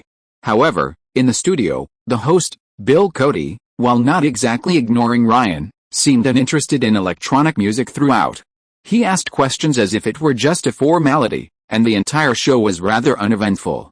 Ryan guessed this was related to the radio audience. Country music's audience was older, and electronic music hadn't yet become mainstream, so probably not many people were interested. Couldn't country music and electronic music be combined? This thought suddenly popped into Ryan's head. If such a song existed, it would definitely open up the huge country music market, and he could truly break into the mainstream. If Joel heard this, he'd probably say seriously, only true artists like Dumb Punk have that ability. After the radio show, Ryan rushed to school. Final exams were approaching, and he needed to take many exams and get good grades to get enough GPA, otherwise, his studies would be wasted. When he arrived at the classroom, there was still an hour left before the exams ended. The teacher didn't say anything and simply handed him the test paper. Ryan was a star now, and in some ways even enjoyed privileges, such as being able to take leave at will. Ryan returned to his seat and began writing furiously on the paper. The tutoring he had received had paid off. Ryan easily finished the earlier questions, leaving only the last argumentative essay question. Please write an argumentative essay entitled The Meaning of Growth, Finding Direction from Confusion. Ryan thought about his recent experiences and began writing from his own perspective. As soon as he put pen to paper, he suddenly felt a strange, uncontrollable sensation in his hands. Feeling my way through the darkness guided by a beating heart. I can't tell where the journey will end, but I know where to start. They tell me I'm too young to understand. They say I'm caught up in a dream. Ryan's thoughts flowed freely, and what he wrote was not an argumentative essay, but rather more like modern poetry, or rather, lyrics. So wake me up when it's all over. When I'm wiser and I'm older. All this time I was finding myself. And I didn't know I was lost. Ryan suddenly heard the strumming of an acoustic guitar and the swaying of a mandolin, a poignant folk sound washing over him. Wish that I could stay forever this young. Not afraid to close my eyes.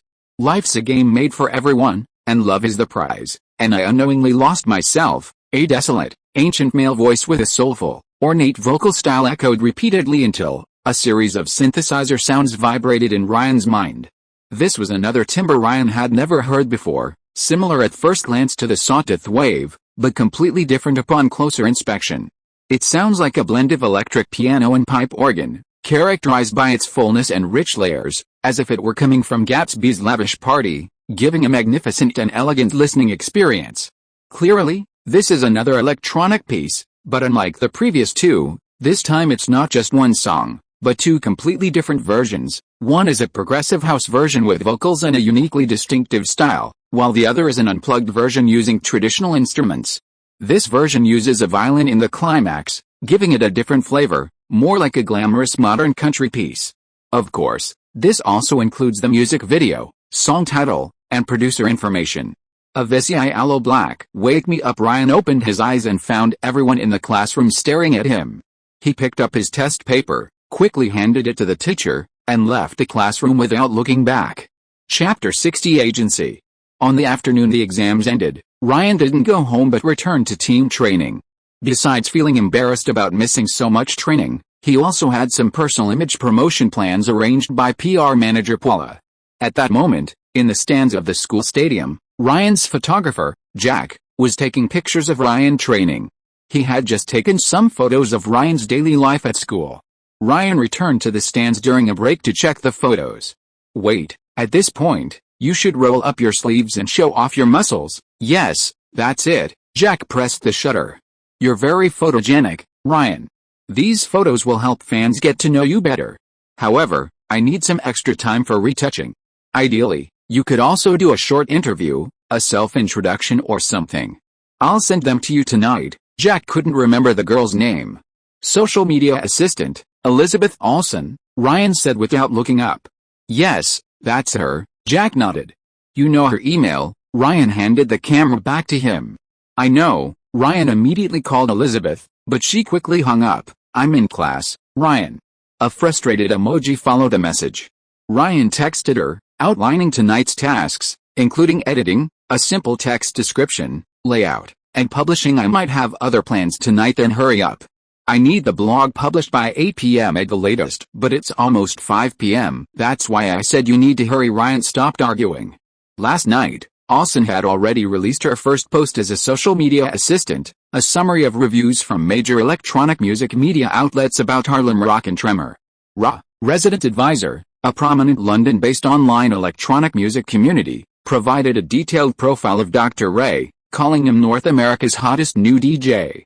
They also said Ryan could make partygoers swoon, because of the song titled Tremor, and get everyone dancing wildly. Ryan thought the article was accurate. After all, there weren't many well-known new DJs in North America. Remix magazine listed Tremor as the best of the month and urged electronic music fans who hadn't yet bought it to purchase a digital copy. DJ Magazine focused on the viral rise of Harlem Rock in North America, calling it an organic fusion of electronic music and internet dissemination. Harlem Rock is excellent party music, and this may be the beginning of electronic music's popularity in North America. Magazines like XLR8R, which focus on avant-garde art, began analyzing the unique jagged tremolo in Tremor, predicting that this sound would quickly become popular in the electronic music scene. In addition, Ryan's songs appeared in media outlets related to electronic music, including Pitchfork, Fact Magazine, and Electronic Beats. Mainstream electronic music media gave Tremor extremely high ratings, while Harlem Rock received slightly weaker media reviews. As for the new song he just discovered through Déjà Vu, Ryan felt that the media reviews would undoubtedly be even better. Nowadays, electronic music either focuses on pure, meaningless hype, what's commonly known as party music, or it deals with romantic relationships, a theme Taylor Swift excels at. From this perspective, Wake Me Up is a level above. The song's structure has a harmonious simplicity, uses relatively few instruments, and has an extremely catchy melody. It's not without its challenges. Just like with a jagged tremolo, Ryan had never heard the electronic version of this song before. However, considering the universal sound plugin from deadmau5, it shouldn't be too difficult to imitate. Just then, Ryan's phone rang again. "Hey, Ryan, I admit I misjudged you. I didn't expect you to become famous so quickly." A strange voice came from the other end of the line. The voice was rather rough, suggesting the speaker was quite robust. Ryan thought for a moment and immediately remembered, just lucky, Tiesto. The caller was none other than Tiesto, one of the most famous DJs today, known as Uncle Tiesto. "I was backstage when you were performing on Ultra Stage. I thought Tremor was Dead Rat's song, but later I found out it was actually produced by a high school student. I said I should sign you at all costs, but I never expected to be snatched away by a Jew," Tiesto recounted. It sounded like a simple greeting, and Ryan chatted with him. Tiesto invited Ryan to tour Europe, which didn't sound like a polite gesture. Uncle Tiesto mentioned that S Records had its own performance agency in Europe. Ryan declined the offer, feeling it wasn't the right time to go to Europe. "Okay. You're welcome to come to the Netherlands anytime. Quite a few people here want to meet you, and many others want to remix your original songs." "Remix, that's right. Also, your songs are played in many large European nightclubs. Honestly, these nightclubs should pay you licensing fees," Uncle Tiesto added. Internationally, music copyright is specifically divided into 5 types: reproduction right, distribution right, public performance right, adaptation right, and public display right. Master tapes and lyrics music are calculated separately from a licensing perspective, so there are a total of 10 types of licenses. These nightclubs infringed on Ryan and the record company's public display rights. "Then I can only let the record company's legal department handle this," Ryan said. The infringements in the US were resolved, but there were still a lot of infringements in Europe. "That's right, the record company's legal department will have to travel all the way to Europe. Just gathering evidence is a huge problem. But I can help you. If your record company is willing, we can sign a licensing agreement, so you'll earn extra revenue, and the record company will benefit too. What do you think?" Tiesto then revealed his intentions. "I need to discuss this with Scout," Ryan said. "No problem, I'll wait for your call." Ryan turned and called Scout. Nightclubs? Republic Records hasn't encountered this kind of issue before. UMG, Universal Music Group, the parent company, probably won't agree. They have legal departments in Europe, but this involves a completely new music field, and Europe is leading in this area. "I think we can try to cooperate," Scout said on the other end of the phone. "You can handle the parent company." "I think so." "Then it's decided." Also, I've already found candidates for PR manager and legal counsel. Ryan mentioned his team. You found them yourself? Scout was a little surprised on the other end of the phone. Yes, through a friend's introduction, no problem, as long as you think the price is right. After all, it's your own team, Scout said with a smile, seemingly not minding this kind of thing and not intending to exert control over Ryan. Also, I wrote a new song, and I think it's pretty good, Ryan added. Really? Scout showed surprise for the first time on the other end of the phone. You haven't disappointed me, Ryan. This song not only has lyrics, it's a mainstream electronic track, and it has 2 versions. This time, we can collaborate with a country music singer. A country music singer? Country music is Sony's territory. UMG doesn't have many country music record labels. Who do you want to collaborate with? Taylor Swift. If her voice is suitable, Ryan said. Chapter 61: A Balanced Approach. Do you know her? Scout suddenly realized something. Yes, Ryan said casually. You're her boyfriend? You didn't mention that to me before. Scout was surprised for the umpteenth time during this phone call. You could say that, Ryan said. Did you tell Scott about this? Scout asked. Not yet, I just had an idea. How long will it take to make a demo? 2 days, maybe 3, not too long. Let me know as soon as your demo is finished. Why? To help you negotiate a collaboration, Ryan. I know you might be close to Taylor, and she's a hot newcomer, but remember, don't let love cloud your judgment. This is a business negotiation. The revenue from this song could last for years, but how long can you two date? Maybe only a few months, Scout analyzed. He didn't ask about a new song, assuming it was just a love song Ryan wrote for Taylor Swift, which was too common. I'll let you know in advance. Remember, don't tell Taylor anything about a new song, Scout reminded him one last time. Ryan took that to heart. If Taylor hadn't helped him find a lawyer, he probably would have been ripped off by Scout's contract. He knew very well who was truly reliable. So Ryan turned around and called Taylor. Aren't you training? You need to concentrate, Taylor reminded him with a laugh on the other end of the phone. Mainly because Abigail isn't around, so I asked you to fill in, Ryan said casually. Get lost? Seriously, I have something important to tell you. I have a new song, and I think it's pretty good. To be precise, it's really good, Ryan said. You have a new song? Wait, so fast? Taylor was taken aback. In her eyes, Ryan's songwriting ability was in a Schrodinger's cat state. He had written terrible songs and also amazing tracks. Obviously, Ryan was currently in the latter category. When I was writing an essay for an exam, suddenly, bang, Ryan said somewhat exaggeratedly. Also, I want you to sing this song, Ryan said. This was naturally for the sake of publicity. Provided your voice is suitable, Ryan added. Hearing this, Taylor wasn't as excited as before, even a little doubtful, asking, is it suitable for me? What song? You'll know once the demo is finished. Okay, then I'll wait for your good news. Do you need a recording studio?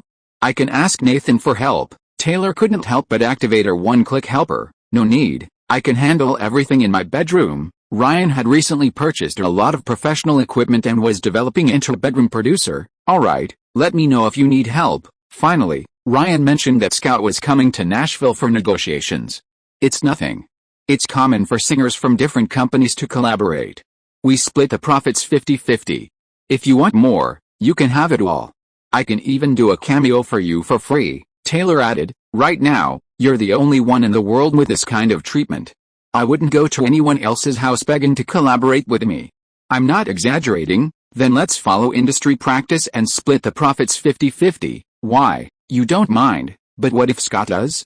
What if he makes things difficult for you elsewhere because of this? Ryan tried to say this, thinking of Taylor's best interests. You've thought it through quite well. He's just a manager. There are many people who can replace him. And the best collaborator he can find is me. It's that simple, Taylor said in the calmest tone. You can't refuse what I give you from now on. Taylor hung up the phone. Is it all settled? The voice on the other end of the phone, which was on speakerphone, was like a dead rat, even a little anxious. He had received Ryan's call a few hours ago and was now forced to hang up. If he didn't usually stay up late, he probably would have already fallen asleep. Still a bit off, Ryan shook his head, responding with a hint of helplessness. It was already 3:30 in the morning. He had started trying to create a melody as soon as he got home, but even with the universal sound effects plugin developed by deadmau5, he still couldn't perfectly reproduce the sound in his mind. Ryan's eyes were bloodshot, and his consciousness was somewhat confused, but he still hadn't given up. "You're a madman," deadmau5 said helplessly. In deadmau5's view, Ryan's behavior could be described as madness. He wouldn't give up until he achieved his goal. Perhaps only a madman like him could write Tremor and Harlem Rock. deadmau5 thought to himself. He had to admit that Ryan was an absolute genius. Tremor had a simple but effective structure, taking electronic music a step further into the mainstream. Previous electronic music didn't bother to approach mainstream music structurally, especially Tisto, whose acid house music and Tino were typical examples of anti-mainstream music. But even he was starting to imitate Tremor in his new mixes. Harlem Rock, on the other hand, perfectly blended trap music elements with electronic music, opening up a segment of the black market. It could be said that Ryan surpassed DJ Drama's career with just one song. The most terrifying thing is that Ryan had only been involved in electronic music for less than 3 months. "You're in a terrible state. I suggest you go to sleep now and try again tomorrow," deadmau5 tried to comfort him. If Ryan had health problems, it wouldn't just be his loss, but the entire electronic music industry's loss. Tomorrow will be the same. Ryan knew it had nothing to do with his condition. It was purely because the layers of sound in his mind were too rich, making it difficult to reproduce from a purely technical standpoint. "Then what I told you earlier, if possible, can it be released this week?" "What is it?" Ryan was already feeling a bit dizzy. "Put the Sawtooth Wave plugin on the FL Studios," deadmau5 said. As a tech whiz, he had created a brand new plugin that could add Sawtooth Wave effects to sound, like adding a unique filter to a photograph. Considering the popularity of Tremor in Europe and the precious value of this sound, the plugin sales were expected to be high. However, this sound effect was Ryan's original creation, so Ryan's approval was needed. "I'll split it 70-30, right?" Ryan nodded. "It's 70-30, deadmau5 found that Ryan didn't get flustered at all when money was involved. "Then I'll compromise and split it 60-40, 50-50, deadmau5 said through gritted teeth. "Then let's decide on that for now," Ryan nodded. deadmau5 was a tech whiz after all, and Ryan knew he would need him in many situations in the future. "Get some rest. I'll contact you again before the plugin is officially released." deadmau5 hung up the phone. Ryan thought for a moment and then called Joel. It was 3:30 in the morning. He called several times before finally waking him up. About 40 minutes later, Joel, still in his pajamas, arrived downstairs at Ryan's apartment. "You've been working on this all this time," Joel yawned, glancing at Ryan's disheveled hair before realizing the guy hadn't slept at all. "I have to get this tone right." Ryan tossed a can of Red Bull into the trash. "What kind of tone?" "Tell me," Joel thought to himself, a little impressed. No one succeeds easily. Ryan tried his best to describe the tone. "Doesn't it sound a bit retro yet modern?" Joel suddenly asked. "Yes." "Is it similar to the sound of an electric piano?" "Yes, yes, yes." Joel shook his head. "Isn't the sound very layered?" "Yes, yes, yes, yes, yes." Ryan nodded repeatedly. Joel stroked his chin. "I think I know what synthesizer this sound comes from." "Do you know the Roland JP8000? Ryan shook his head. He only knew the Roland 808 and Roland 909, which he'd heard from Joel before. "I'm about 80% sure the sound you're talking about comes from a Roland JP8000, but those are rare. I'll call a few junk collectors in the industry tomorrow to ask around," Joel said tentatively. Although he had told inappropriate jokes in front of black people, and although his music production skills were mediocre, he had one irreplaceable advantage: hardware expertise. deadmau5 specialized in software, Joel in hardware. The two of them could form Ryan's technical team. Ryan, Joel noticed Ryan suddenly slumped onto the table, motionless. "Shit. Is he dead?" Joel went over to check Ryan's breathing. Thankfully, he was just asleep. Joel moved Ryan to the bed, picked up the headphones, and played the demo Ryan was working on. Although the song hadn't found the perfect sound yet, Joel only listened for a few seconds before, as if electrocuted, taking off the headphones, stunned for a few seconds, and then carefully putting them back on. This can't be." Joel initially thought he had opened the wrong file. Because he clearly heard country music instruments. It's incredibly difficult to blend different styles, very few succeed. And if someone does manage to do it, they're hailed as a completely new genre. Ryan was the pioneer of this new genre. Joel even checked the Dumpunk page, finding no new tracks. Otherwise, Joel would have assumed Ryan was influenced by the new Dumpunk song. Joel turned to look at Ryan lying on the bed. "You're making history," Joel grinned. It would be a lie to say he wasn't envious. Ryan had unknowingly become an artist comparable to Dumpunk. And he himself, at least, provided some help to Ryan. "This song wouldn't have been made without me. I'm a figure of history," Joel consoled himself. If you are listening to this novel on a channel other than Fanfic World, it means it was downloaded and re-uploaded without effort. We warmly invite you to visit our channel, Fanfic World. There you will find the original version of this story and many other novels of various genres. We look forward to seeing you dive into a world of incredible novels. Chapter 62 White Voice. Inside Scott's office, Ryan, Taylor, and Scout were gathered, along with Taylor's album producer, Nathan Chapman. A demo of Wake Me Up, produced by Ryan, was playing from the stereo. Thanks to Joel, Ryan had found a 1996 Roland JP8000 synthesizer in excellent condition. This synthesizer looked like an electronic keyboard with many buttons, and its supersaw sound was strikingly similar to the one Ryan had in mind. Ryan sampled this sound and imported it into FL Studio, then refined it with sound effects plugins, finally creating the ideal sound. The 1-minute demo finished playing. Aside from the melody, the vocals were contributed by Ryan himself. Ryan looked at the others with trepidation. Even Scout, who knew nothing about music, was stunned. Taylor listened with a furrowed brow, almost in a daze. Ryan had actually managed to blend country and pop music? He had not only done it, but he had done it perfectly, as if the two styles were born to be combined. Taylor even shivered. Her producer, Nathan Chapman, gaped, utterly astonished. As a producer and arranger, his musical talent far surpassed Taylor's. He honestly felt he could never create music like this in his entire life. How did Ryan come up with this? Had he inherited the true essence of Dumpunk? Or was he actually a member of the Dumpunk duo? Had he changed his helmet before and now wore a new vest? Nathan even began scrutinizing Ryan's physique, comparing him to the helmeted Dumpunk duo he remembered. "Ryan, you're amazing," Taylor was the first to react, rushing over and hugging Ryan in front of everyone. "When do we start recording?" Taylor kissed Ryan. Of course she wanted to sing such a groundbreaking piece. The others smiled at the sight, with Scott, the owner of Big Machine, beaming especially. Taylor, usually straightforward and with a powerful background, often shut Scott down with a simple "I don't care." Now that someone could finally talk Taylor out of it, he was naturally happy. Scout was already nodding along to the rhythm. Good electronic music has a kind of magic that can make people forget everything and sway freely on the dance floor. In a sense, it has the same effect as some party drugs, and Ryan's song, if placed among party drugs, would be at least 3 times the dose of Morley. Scout thought of the white party coming up soon. Having this kid perform would be amazing. Scout thought to himself, he was the promoter of this year's white party. "I don't understand music, but I can tell it's really catchy," Scout tried. Nathan Chapman smiled. "In the world of pop music, the less professional you are, the more representative your opinions are. Pop music is for the general public, and the public only requires one thing of a song: it has to be catchy.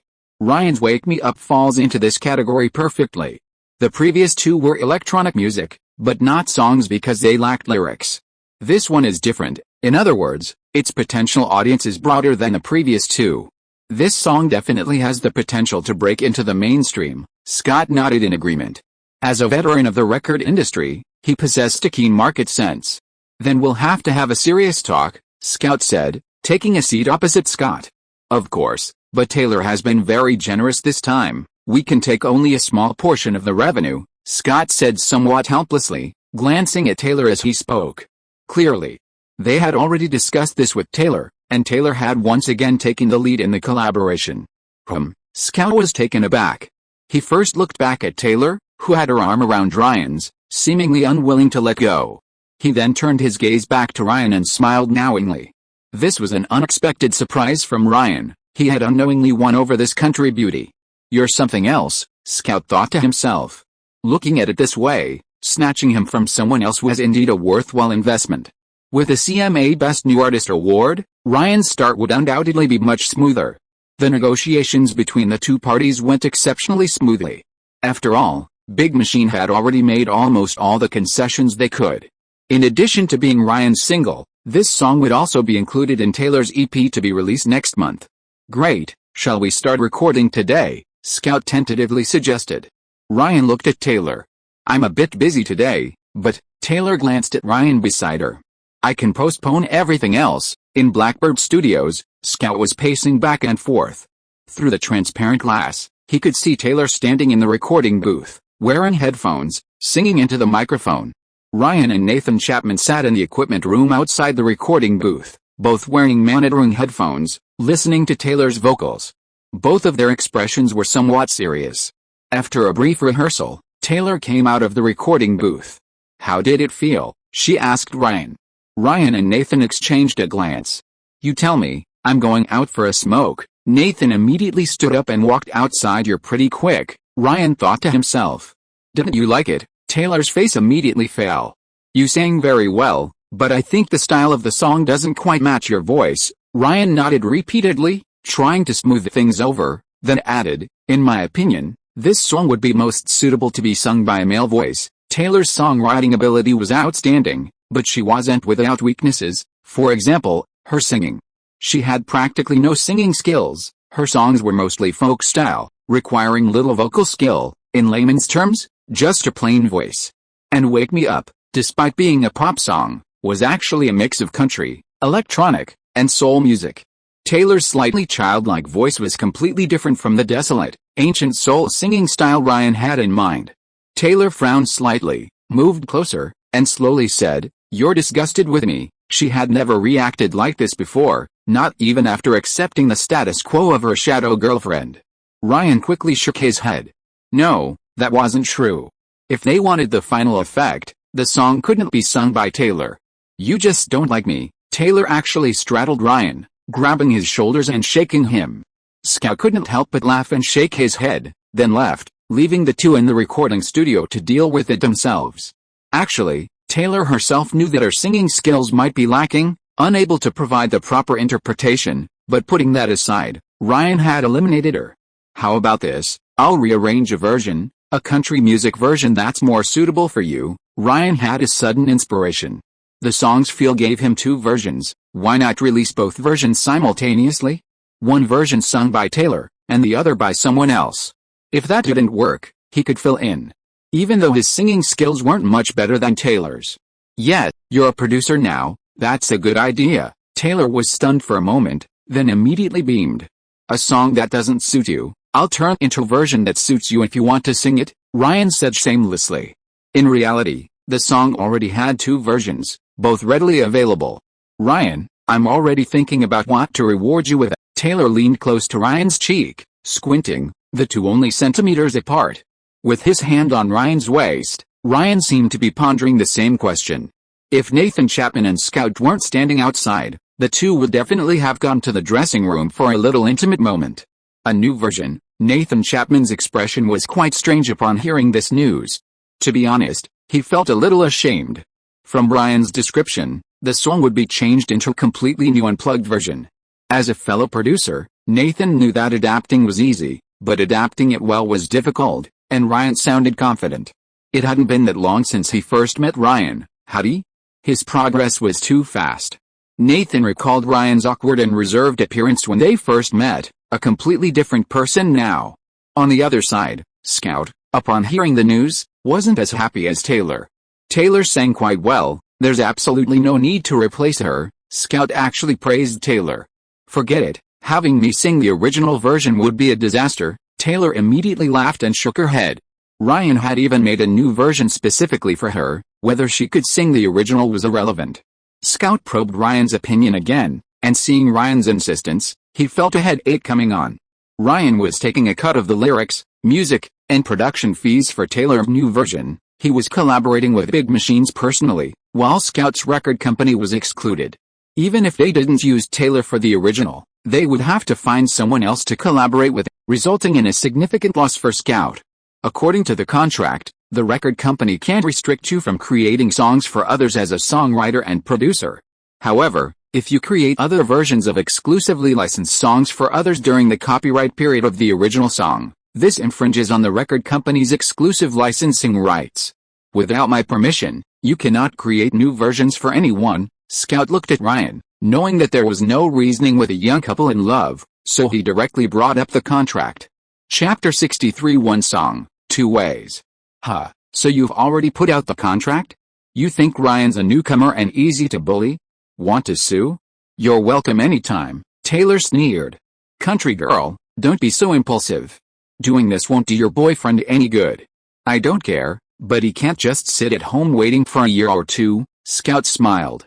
If things really escalate, a civil lawsuit would take at least a year or two, during which time Ryan wouldn't get any publicity. He would be secretly suspended from all activities, commonly known as being frozen out. So what? I can give him job opportunities.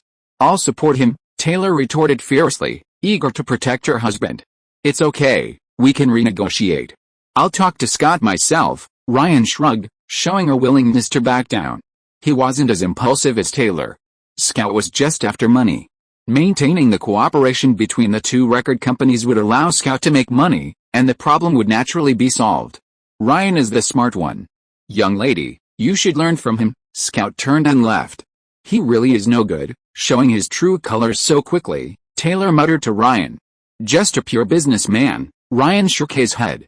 Taylor had indeed overreacted. Firstly, she was usually the one in charge at Big Machine. Secondly, she was afraid Ryan would be wronged. And thirdly, she was young and impatient. Ryan and Taylor left the recording studio and returned to Big Machine. Outside his office, the secretary informed them that Scott had left for another of his companies. Big Machine currently only had Taylor as a signed artist. Scout had several other record labels with other artists. Ryan had no choice but to call Scott. It rang many times before he answered. Is there a problem with the recording? Scott asked on the other end of the phone. Ryan vaguely heard a woman's voice. Most likely Scott was out fooling around with one of his lesser-known artists in broad daylight. Ryan explained the specifics. Now we have to renegotiate. Ryan proposed an industry-standard revenue-sharing ratio, seemingly a concession, but in reality, this collaboration was completely different from before. The new version was produced and recorded at Blackbird Studios, with Taylor as the vocalist, and the promotion was handled by large-scale production. In other words, Schoolboy Records did nothing but take a significant portion of the profits. Scooter sent you to negotiate, right? Ryan, it's not that I don't want to accept, but isn't this split too unfair to us? Weren't you worried about how to deal with Walmart? Putting this song on the EP would solve everything. Earning a little less is better than being stuck in a stalemate, isn't it? Ryan said. So that's what you were thinking, Scott sneered, knowing he'd been tricked, then whispered, oh well. What can you do when Taylor is so devoted to you? Taylor then took the phone, indicating that he would only take a symbolic portion of the song's profits, the share belonging to the creators, with a majority going to Ryan. Thus, the revenue sharing for this song became this. The original electronic version continued to be entirely handled by Schoolboy Records. The new unplugged version was a collaboration between Schoolboy Records and Big Machine, with net profits split equally. Scout achieved his goal, making a small profit out of thin air. Scott and Taylor, on the other hand, were the losers in this collaboration. Ryan, however, became the biggest winner, receiving royalties from Schoolboy Records and a share of the creator's share from Big Machine, a double win. That evening, Ryan met Scout at the hotel. He had arrived alone, but in the hotel room, he was accompanied by two attractive young women, clearly high-class call girls. You two can leave, Scout said, taking out a much larger tip than usual from his wallet. The two women obligingly held the money in their mouths and gracefully left. Give them a little, and they'll love you more than any other woman in the world. Give them more, and they'll play even more creatures. The dollar is the real bottom line in this world, so sometimes I have to do certain things. Knowing that Ryan brought good news, Scout's attitude softened considerably. Hearing Ryan reveal the details, Scout beamed. You did a great job. Holding on to Taylor is half the battle won. Scout had assumed Taylor had forced Scott to back down.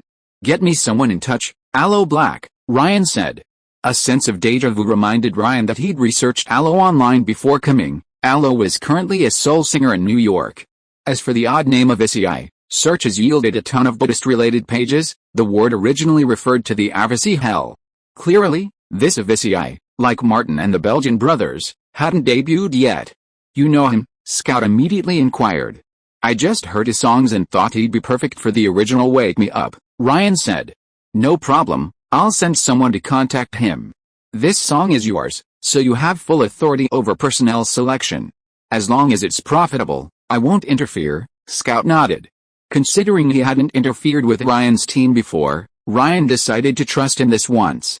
For the remaining days, Ryan stayed in Nashville, successfully producing and recording the unplugged version of Wake Me Up, while waiting for Scout's news. Do you think this song will be a hit? Taylor and Ryan left Blackbird Studios together. Most likely. Ryan hugged Taylor. The two had spent almost all their working time together lately, practically inseparable.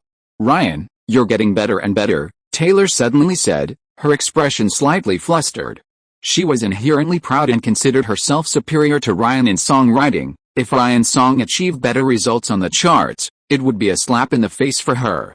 Having spent a considerable amount of time together, Ryan had long since figured out her temperament, both physically and mentally. Taylor didn't care about the small details, even acting as a shadow girlfriend, but there was one condition that absolutely had to be met with her singing career, the most important source of her confidence. On stage, when meeting fans, she maintained absolute confidence, even to the point of being self-assured. If even this is breached, then Taylor Swift wouldn't be the Taylor Swift she always was. As they walked, they arrived at the parking lot. Ryan saw a brand new, unregistered white Lincoln Navigator, but couldn't find her usual car. What are you looking for? Your beat-up Dodge is too small, I can't even stretch my legs out. You should get a new car. Taylor suddenly pulled the Lincoln keys from her bag and shoved them into Ryan's hand. You bought this? Ryan was both surprised and delighted. Taylor nodded. You'll drive this to pick me up from now on. It turned out she and Ryan had the same idea. This time, she generously spent money as a reward for Ryan. Why did you buy this one? Ryan circled the car. The full-size SUV was visually very imposing. As a direct competitor to the Lincoln Navigator, it prioritized comfort. The third and second rows could be folded completely flat, easily accommodating 4 people, let alone 2. I like big, comfortable cars, Taylor said casually.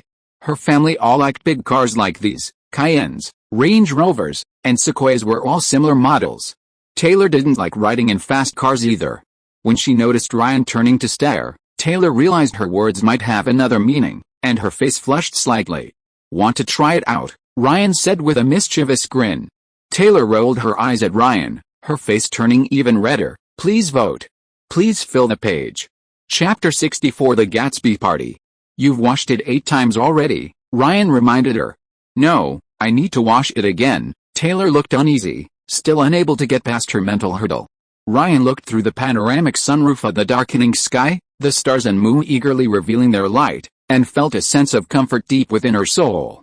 Ryan had previously driven the car to a deserted road on the outskirts of the city that no one had driven for ages, and thought the driving experience in the new car was quite good. If my parents ask you, just say you bought the car with your own money. If they ask about your income, just exaggerate. I'll see what my parents want, and I'll buy it first, then you can deliver it to them, Taylor said, tidying her thick, fluffy hair. You don't know, they can be so annoying sometimes. Their demands on you are getting higher and higher, Taylor continued to mutter. She didn't dare disobey her parents' discipline, but she was also afraid that Ryan wouldn't be liked by them, so she came up with this plan. Of course, she also considered that Ryan's income might not be enough. I think we should postpone contact with your parents, Ryan said, mainly because of Abigail. Her parents knew Abigail, and if they met, the truth would be revealed. After the EP is released, we'll have an excuse to explain things to Abigail immediately, Taylor agreed and added, during this time, Abigail absolutely cannot come to our house, and she definitely cannot meet with my parents. However, you can still meet with my parents during this period. They asked about you yesterday. Ask about what? Ask about your GPA. You were out promoting it for so long, how could you possibly get a good grade? Taylor complained. After dropping Taylor off at home, her mother indeed asked about the new car. Ryan answered as planned, and her mother beamed with delight, thinking Ryan was capable. She then invited Ryan into the house. Her father, as expected, asked about Ryan's GPA at the dinner table. Although I had to do promotions, I still managed to get into the exams and luckily got all A's, Ryan revealed at the dinner table. Even the time he handed in his paper early, he still got an A+, and the teacher even praised Ryan's modern poetry. Look at Ryan, And look at you, he can get all A's just by studying on his own. Taylor's mother immediately lectured Austin, using Ryan as an example. Taylor's father couldn't help but nod, even more satisfied with Ryan.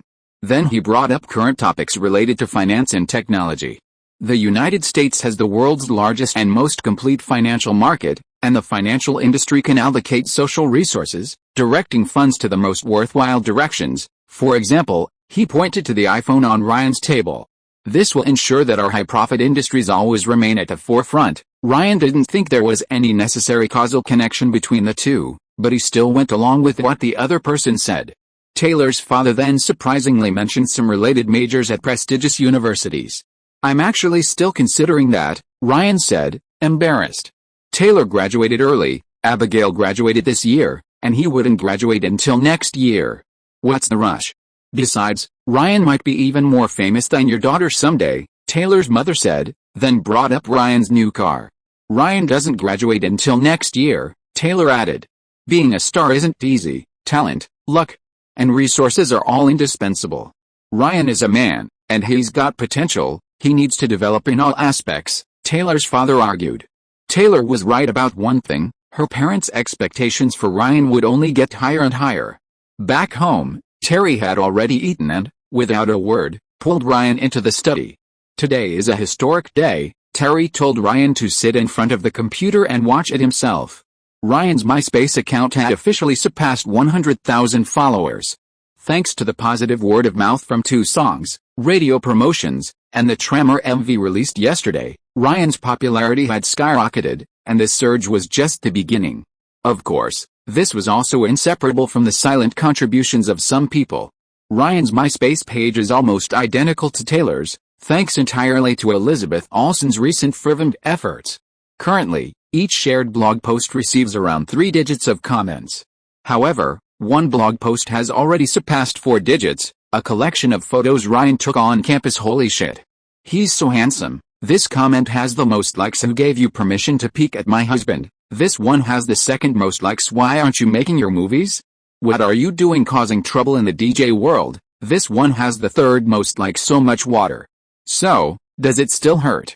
Ryan added Elizabeth Debicki, Olsen, and Irina Shayk, but Irina doesn't use Facebook much and has never posted selfies. She has Twitter, but hasn't posted much either. My Twitter followers have suddenly increased. Thank you so much, Ryan. You should try to manage your social media well. It will bring you many benefits, Ryan replied. But how do I manage it? Do you need me to teach you? Would you like to come and teach me? No problem, I'm in New York, Ryan said. Teach? But Irina understood it as instruct. I might not have time right now, then you can come to me anytime you have time. Smiling, I'll contact you in advance, okay? Kissing, Ryan found Irina's enthusiasm suspicious. She probably wanted something from him. He didn't plan to go. First, his new song was only half finished, and second, he had no reason to go to New York, especially since he was under Taylor's watchful eye. But the very next day, someone gave Ryan a perfect excuse. The invitation failed. That musician named Alan declined the collaboration offer. He's on tour and isn't interested in electronic music, Scout said on the other end of the phone. Turning down a knockoff opportunity for fame? Is Alan really that big of a name? Ryan thought to himself.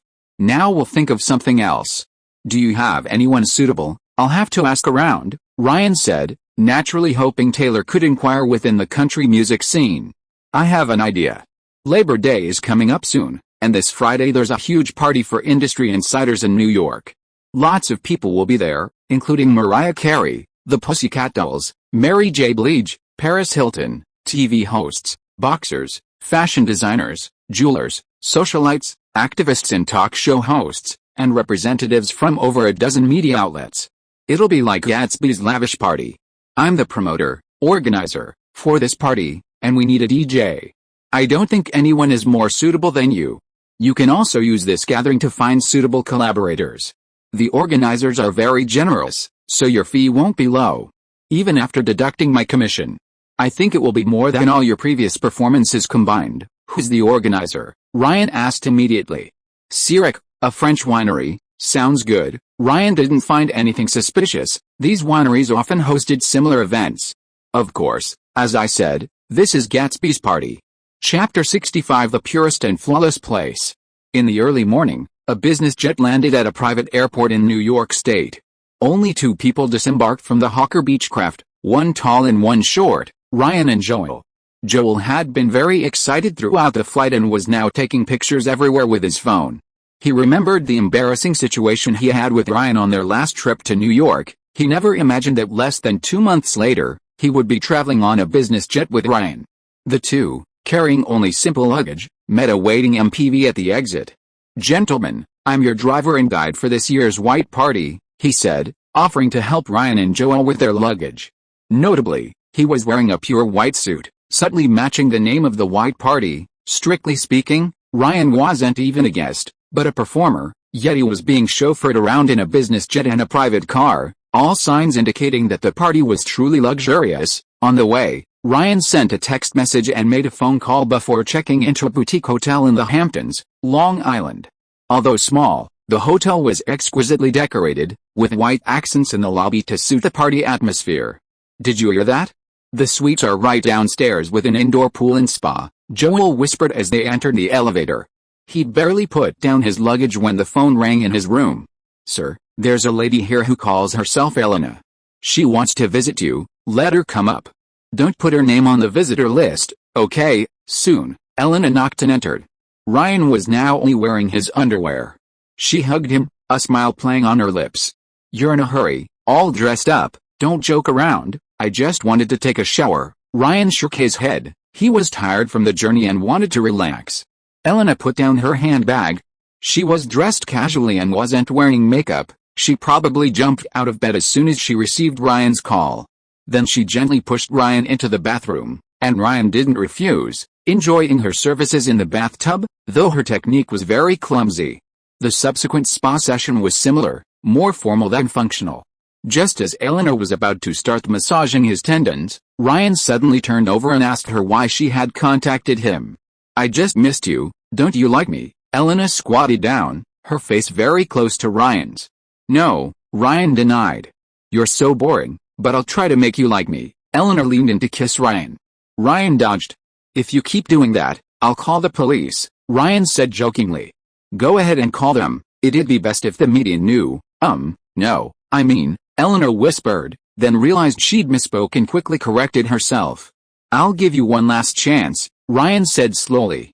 Facing Ryan's scrutinizing gaze, Elena finally told the truth. "Faith sent me. She said you've got your eye on me, and I should be more proactive. She also said you're a bit of a womanizer, so I should cater to your tastes. I only have one music video, nothing else, so I wanted to grab you, so it was Faith." Ryan's heart eased.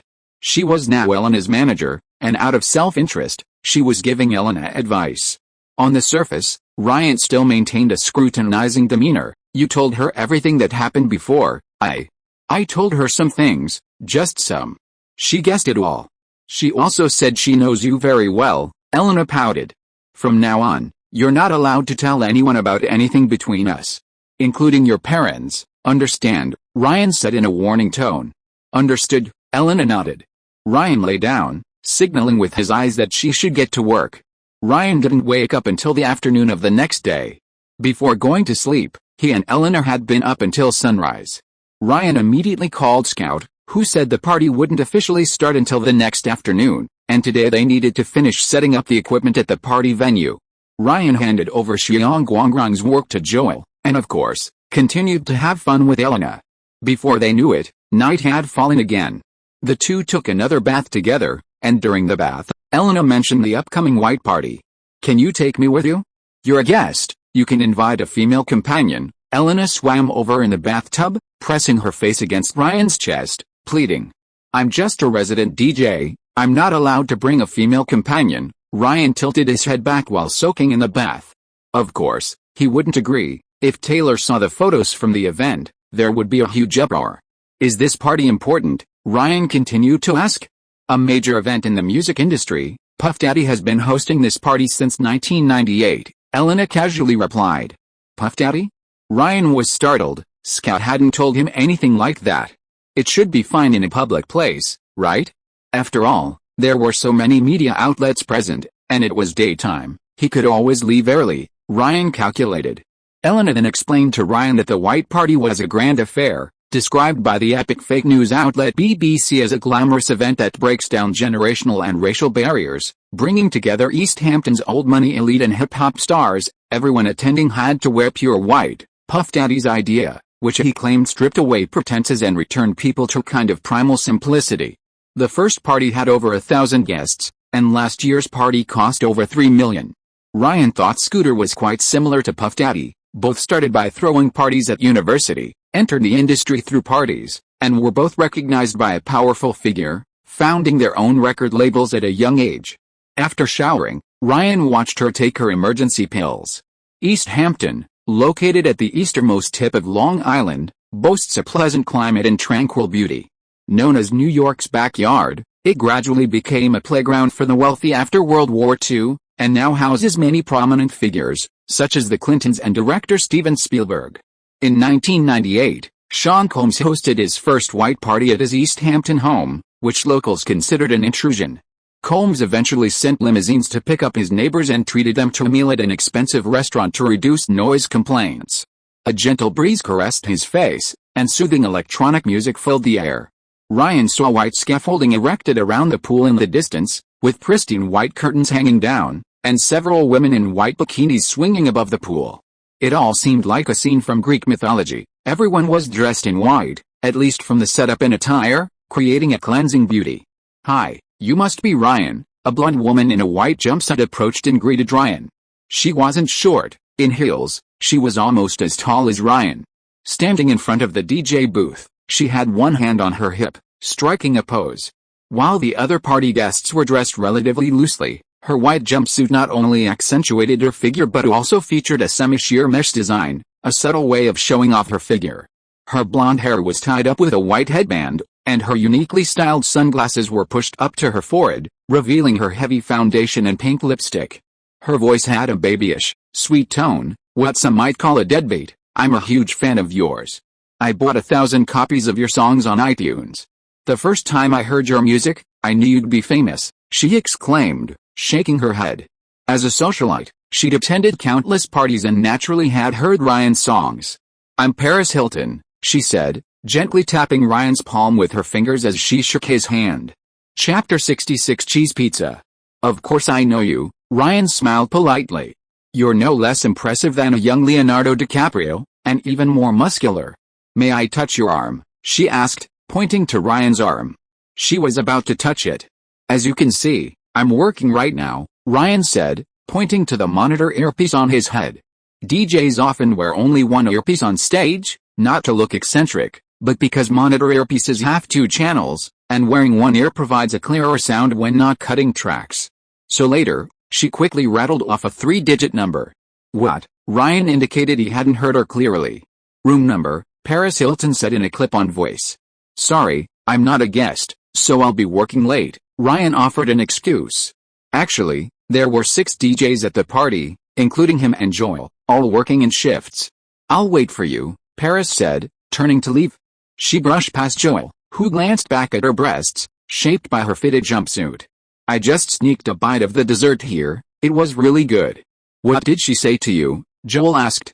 Ryan shrugged and gave Joel a room number. "A beautiful woman will be waiting for you in the room." "I've already paid, you can go in and enjoy yourself." Joel shook his head. "Ryan, I know I've helped you a lot, but you're being too polite. Go or not, how could I refuse such a kind arrangement?" Joel smiled. To express his gratitude, Joel took over the DJ booth, allowing Ryan some free time. Ryan was also dressed in white today, blending into the crowd. He first looked to his left, where Mariah Carey and Jermaine Dupri were talking over drinks. Then he looked to his right, where Mary J. Blige was also talking quietly with 2 black female singers from Diddy's label. Behind the three, Ryan also saw musician Tommy Lee and producer Russell Simmons, as well as Nicole Scherzinger, the lead singer of the Pussycat Dolls, and her current boyfriend Hamilton. It seemed everyone was busy. "Don't stand here like a block of wood. Go get a drink, or maybe find a girl you're interested in. Or find a suitable business partner. Maybe your fate will change because of this party," a voice suddenly came from behind. Ryan turned around and saw Scout in a white dress. Scout then pointed to a white man not far away. He looked about the same height as Ryan, with his hair combed up and a thin mustache. Robin Thicke, known as the white man who looks most like a black man. His father is Alan Thicke, the father in Growing Pains. At least in this place, he's the best soul singer, Scout gently nudged Ryan. Ryan had no choice but to bite the bullet and walk over, picking up a glass of Ciroc brandy along the way.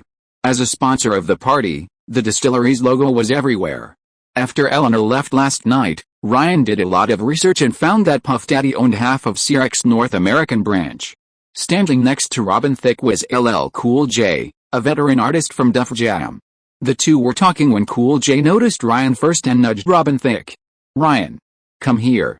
I saw your song on the billboard." He then mimicked Harlem's signature shake, followed by a warm hug with Ryan, flashing a bright white smile. "What have you been up to lately?" Robin Thicke asked casually, glancing at Cool J beside him. The two exchanged a glance. New song? Obviously, I think it might be just as good as Harlem's Shake," Robin Thicke speculated. He didn't mention Tremor because that song was still only popular in nightclubs and parties in the US, not as mainstream as it was in Europe. Robin Thicke then naturally inquired about the new song. When Ryan expressed a need for a collaborator, Robin immediately volunteered, mentioning that his third solo album, Something Else, would be released later that year, and he wanted to try a different musical style. It was a perfect match for Ryan, to the point that Ryan himself felt the collaboration invitation had gone a little too smoothly. Halfway through the discussion, Scout joined in, and with his mediation, all the work, including the recording, was put on the agenda. In less than 10 minutes, Ryan and Robin Thicke's collaboration was officially completed. During this time, more and more guests arrived at the party in pure white Rolls Royces, and the crowd grew increasingly dense. Robin Thicke was practically on friendly terms with Ryan by now. He put his arm around Ryan's shoulder and whispered in his ear, "The white party only happens during the day. At night, it's not called that anymore, it's called freak-offs, which is much more interesting than these hypocrites in white with black hearts." Ryan didn't respond, instead using his DJ work as an excuse to leave. Joel was still standing on the DJ booth. Behind the DJ booth was a makeshift rest area for the DJs. Ryan walked over and found someone already waiting. Judging from her attire, she was a female DJ. At least from her appearance, she was probably around the same age as Taylor. Compared to Taylor, her features were smaller and more delicate. She could be considered a beauty. Female DJs were a rarity. Although female DJs existed in nightclubs, most were just for show, essentially no different from those who danced go-go in nightclubs. Of course, a very few female DJs were genuine. Considering the party's scale, Ryan figured this woman belonged to the latter. So he approached her and struck up a conversation. Strangely, she also introduced herself as Ray. "What an interesting coincidence. You can call me Rachel," she explained with a smile. During their conversation, she also mentioned being an avant-garde photographer, artist, and casting director, quite a few titles. This reminded Ryan of Paris Hilton, whose titles were numerous: singer, socialite, artist, and heiress. In a sense, this wasn't a good thing. It proved that this person's need for social interaction outweighed their actual needs.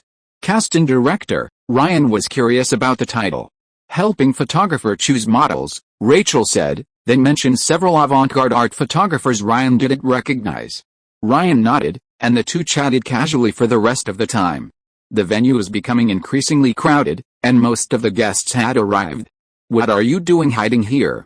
I've been looking for you for ages." A stranger suddenly appeared behind Ryan. This man was after Rachel. He was a bald black man with an oddly baby face. He warmly greeted Rachel with a cheek kiss, his arms around her waist. Then Scout whispered something to Rachel, his hands never leaving her. Their voices were low, and they deliberately kept their distance, so Ryan couldn't hear the details of their conversation. "Okay, do as you say.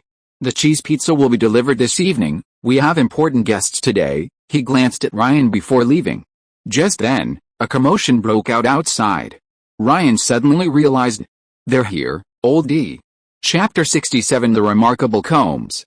"Young man, your songs are very popular. I'm so happy for you, aren't I?" Wearing a white shirt and black sunglasses, Sean Combs whispered in Ryan's ear after the photo session, tightening his grip on Ryan's shoulder. "Even though you only have 2 songs, you're definitely a top choice for my party playlist," Sean continued. No party enthusiast disliked Ryan. His electronic music had a magical, invigorating effect, getting everyone excited. You're welcome anytime. I'll send someone to give you a number. It's my personal number, only the closest friends get it. No matter where you are, on the top of the Himalayas or in the Antarctic wilderness, just one call and someone will come pick you up and take you straight to my party. Want to know why? Because your songs are absolutely amazing. Which record label are you signed with? Sean Combs asked. Seeing this, Scout immediately stepped forward to strike up a conversation, picking up on the topic and mentioning Republic Records and Jermaine Dupri. Sean Combs nodded but didn't say anything. Ryan felt a chill run down his spine. This guy had just come up to him so quickly and asked for a photo. He couldn't just run away, could he? As the flashbulbs went off, Ryan knew he was on the guest list. If this guy ever fell from grace, he wouldn't be able to clear his name either. A quick online search revealed that this current entertainment and business tycoon had a long and tarnished record. In 1999, after being dissed by NASA's new music video, Sean led two men into NASA's manager's office and beat him up. Also in 1999, he got into a fight at a New York nightclub, and his girlfriend, Jennifer Lopez, nicknamed Chicken Leak, was present. His business partners had accused him of receiving violent threats. Last year, someone was violently assaulted for talking to his girlfriend, and another man connected to her had his car blown up. All the lawsuits Sean Combs faced were eventually settled quietly. These were just the public issues. Who knew what might happen behind the scenes? After the group photo, Sean walked over to Rachel, who was next to Ryan, and took the same photo, again placing his hand on Rachel's waist. He said something to Rachel, who responded with a smile. Then Sean left to chat with the other guests. Of the 6 DJs, he only took photos with Ryan and Rachel. Ryan checked the time, it was only 3:30 p.m. He had achieved his goal and didn't want to stay any longer. I need to find Scout, Ryan said to Joel. Okay, Joel replied absent-mindedly, probably still thinking about the beautiful woman in the room. Ryan searched for a long time before finally finding Scout. He was standing with Robin, who had been talking to him, but stopped talking as soon as they saw Ryan. Ryan expressed his desire to leave early, citing illness as an excuse. We have to stay until nightfall. We need to get our jobs done, and there's a big event coming up. Don't you want to see something amazing? This is a genuine document you'll never see again in your life, Scout reminded him. About half an hour later, Ryan learned what this so-called genuine document actually referred to, the Dunlap version of the Declaration of Independence. Of course, not the original kept in the National Archives. That was the handwritten version on parchment. John Dunlap made about 200 printed copies on the evening of July 4, 1774, and sent them to the colonies. This was the first time the Declaration of Independence was publicly disseminated. To date, only 25 copies of this document exist, 2 of which are still in Britain, making them true artifacts for Americans. The one that appeared at the event was one of the copies from the private collection of Hollywood producer Norman Lear. It was exquisitely framed and carried in by 4 security guards. The atmosphere at the event was pushed to its peak by this suddenly appearing artifact, with a few people shouting USA, quiet.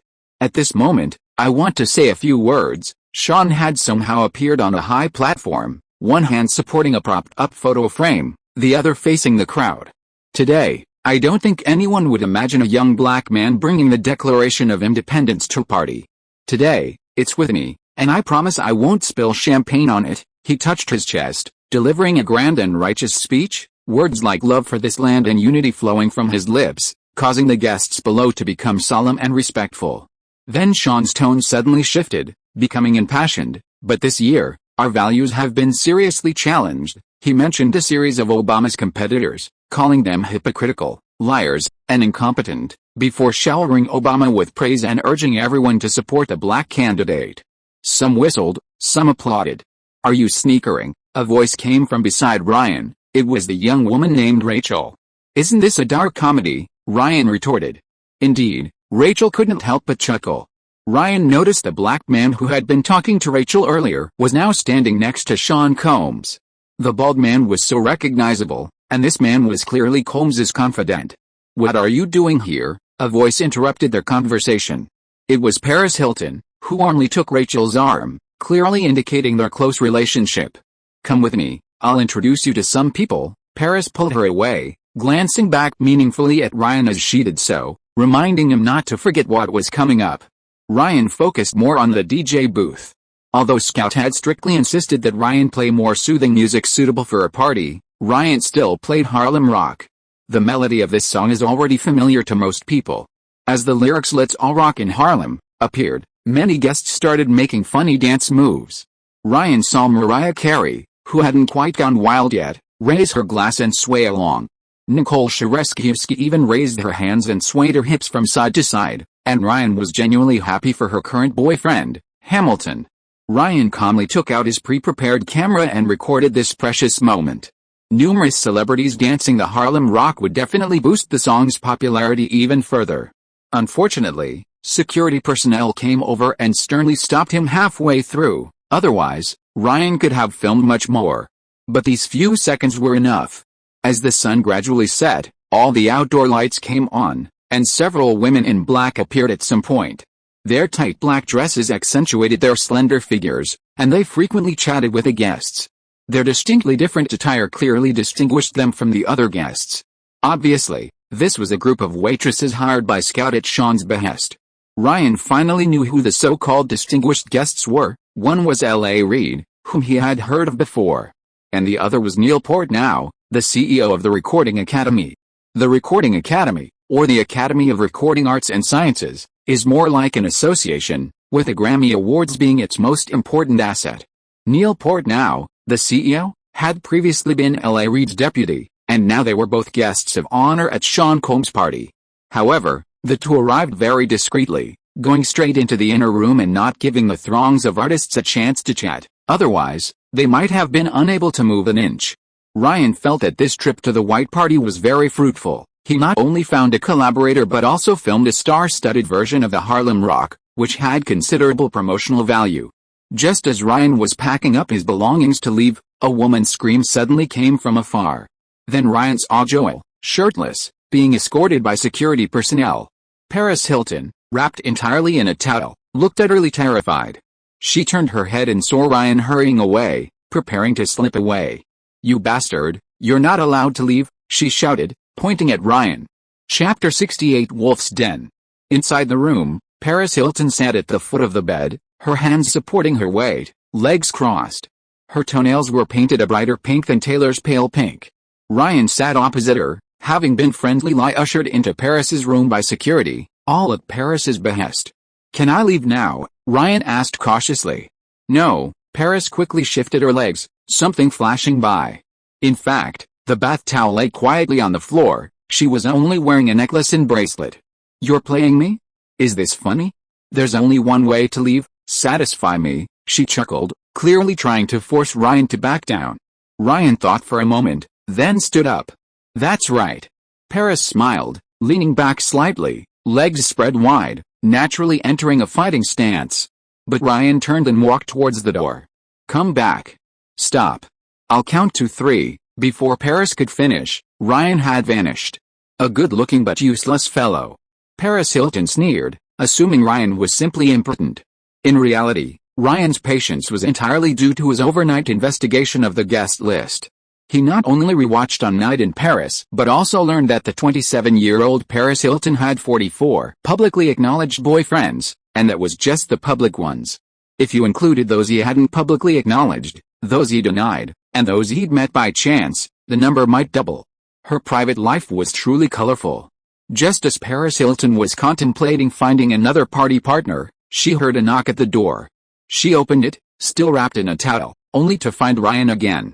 "Are you even capable?" Paris accidentally let go of her hand, and the towel fell off. Ryan, without a word, slammed the door shut and locked it. Then he paced back and forth in the room, looking around as if searching for something. "Are you blind?" "I'm right here," Paris said, somewhat exasperated. "Is there another exit?" Ryan went straight to the balcony, finding himself on the top floor of the manor with hard ground below. He looked down at the curtains, his mind flashing through scenes from Hollywood action movies. Paris walked over and hugged Ryan from behind, cheerfully saying, "Once you're in this door, you're not getting out." Ryan realized that even the curtains, if laid end to end, wouldn't be long enough. Even if he could jump down, the entire manor was heavily guarded, making it virtually impossible to leave by any means necessary.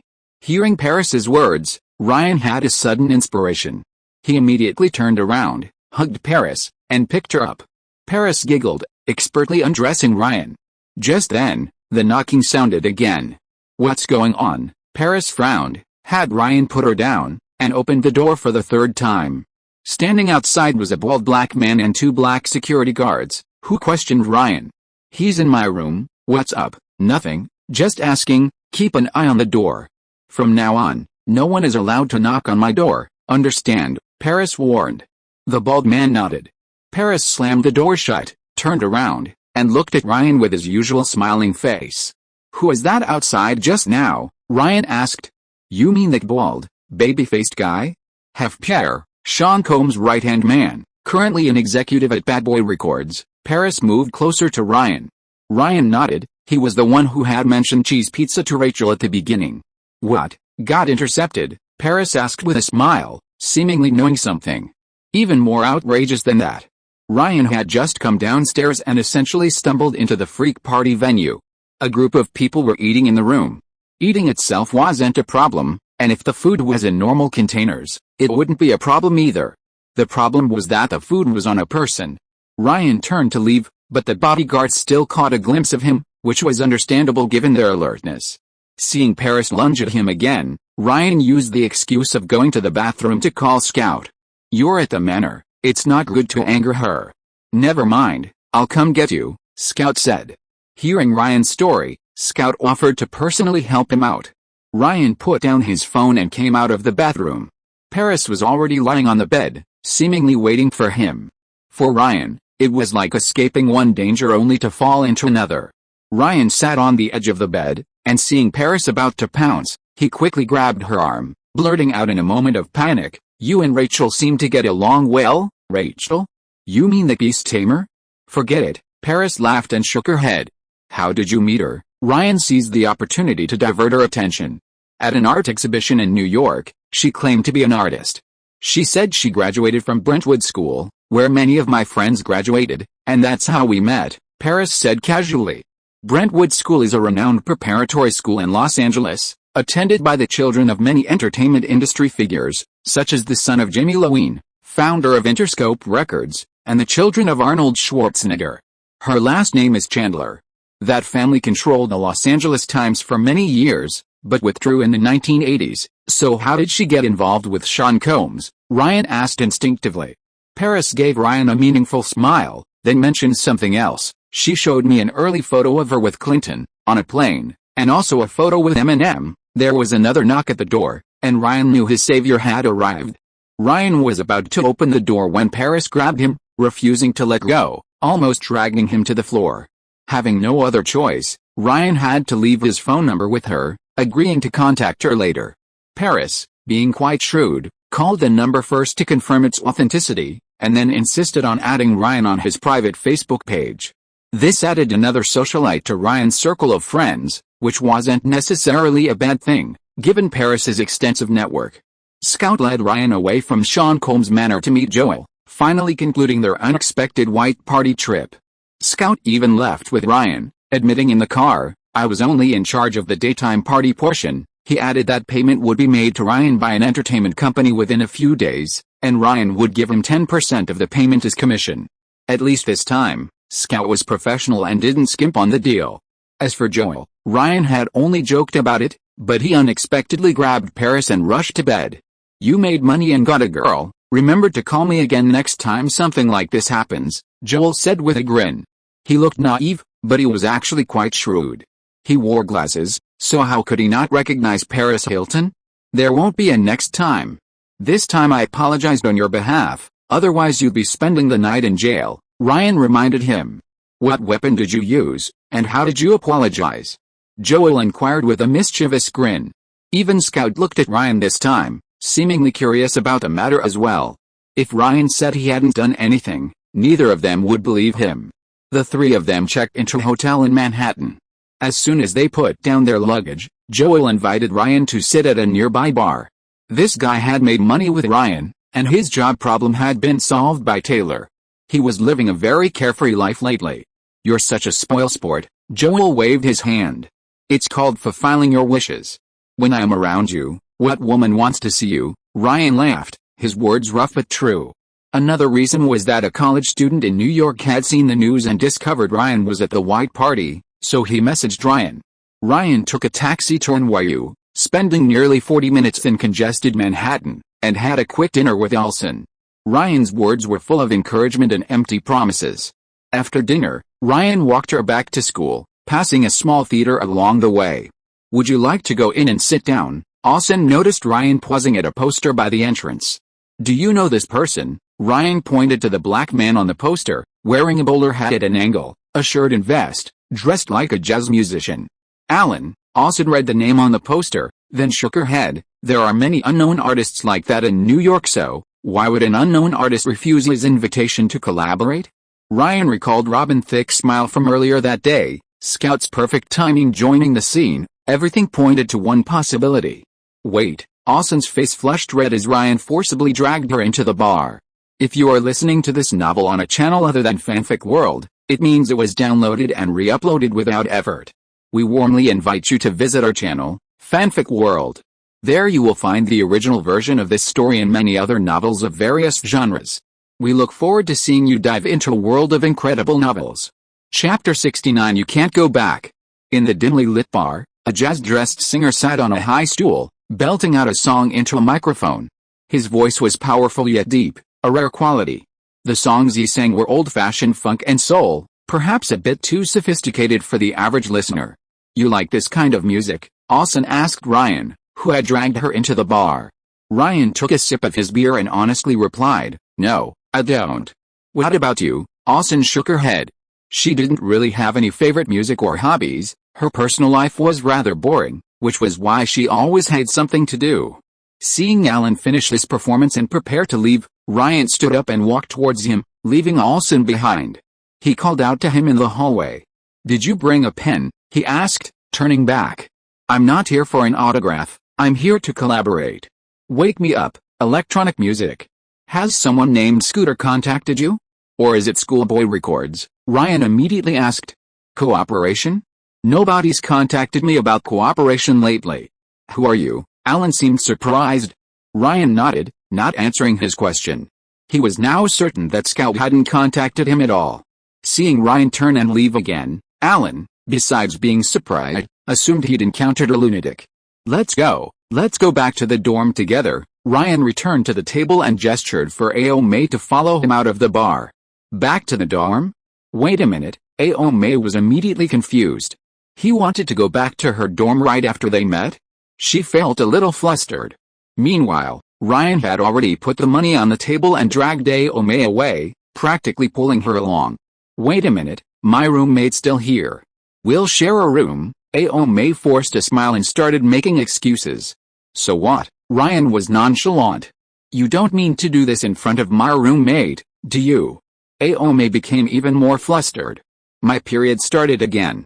It's really not convenient today." Ao Mei continued to force a smile and make excuses. "Oh, really? What difference does it make?" Ryan shrugged. Ao Mei's forehead was covered in sweat. "How unhygienic. This is disgusting." Ao Mei was in a state of panic and forcibly stopped in her tracks. Ryan didn't even turn around to look at her, continuing towards NYU. "Maybe we should just find a hotel," Ao Mei said softly, looking at the ground. Ryan stopped and turned back, looking surprised.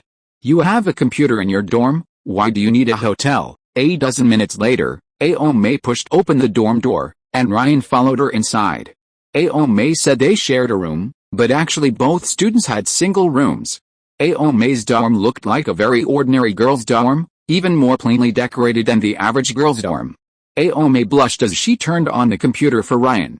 Earlier on the street, the misunderstanding had been cleared up. Ryan had only used the computer to investigate some things, but Ao Mei had mistakenly thought Ryan had romantic intentions, even blurting out the idea of getting a room. At this moment, Alison crouched down to press the power button, bumping her head as she stood up and accidentally knocking over a plastic water glass on the table. "I was so careless," Alison chuckled, hastily grabbing a piece of paper to wipe the water stains on the table. "If I'm not mistaken, that's your notebook, isn't it?" Ryan kindly reminded her. Alison gasped. Ryan didn't continue chatting with her but instead searched for information about Robin Thicke online. It turned out that several years ago, Robin Thicke had participated in the production of Usher's album Confessions, which was a commercially successful album that made Usher a superstar for several years. Robin Thicke knew Usher, and Usher had a working relationship with Scooter, so Scooter could easily have some kind of collaboration with Robin. Considering the chance encounter at the party, the demeanor of Robin and Scooter during their conversation, and the unusually smooth negotiation, Ryan was basically certain that he had been betrayed by Scooter. Calling it selling isn't quite accurate, it's more like Scout is using Ryan. So, should he reject Robin Thicke and reinstate Alan? Frankly, even if the presentation differs, the difference wouldn't be significant. Should he just pretend nothing happened? Aside from Taylor, Scout is practically his only reliable backer. After a moment's thought, Ryan decided to choose another approach. Having figured everything out, Ryan looked at Olsen, who was sitting on the bed behind him. "What happened?" Olsen asked. If it were anyone else, Ryan probably wouldn't have said much, but as Olsen's social media assistant, he explained the whole story and his thoughts. "Your decision was correct. You should do things in a way that benefits you the most, even if it means sacrificing the song's performance. Don't try to give anything up, because you often get nothing in return, whether at work or otherwise," Olsen said with a hint of melancholy, seemingly thinking of himself. "There's a story." Ryan sensed something. "Do you have any wine?" Ryan continued. After thinking for a moment, Olsen walked out of the room and returned carrying several small bottles of beer. While drinking, Olsen began to share her story, basically a melodramatic, over-the-top college romance, nothing new. Ryan wasn't particularly interested, but he chose to be a friendly listener. Such listeners seemed rare around Olsen, so she talked more and more, from her previous relationship to her first love, then to her parents and her two older sisters.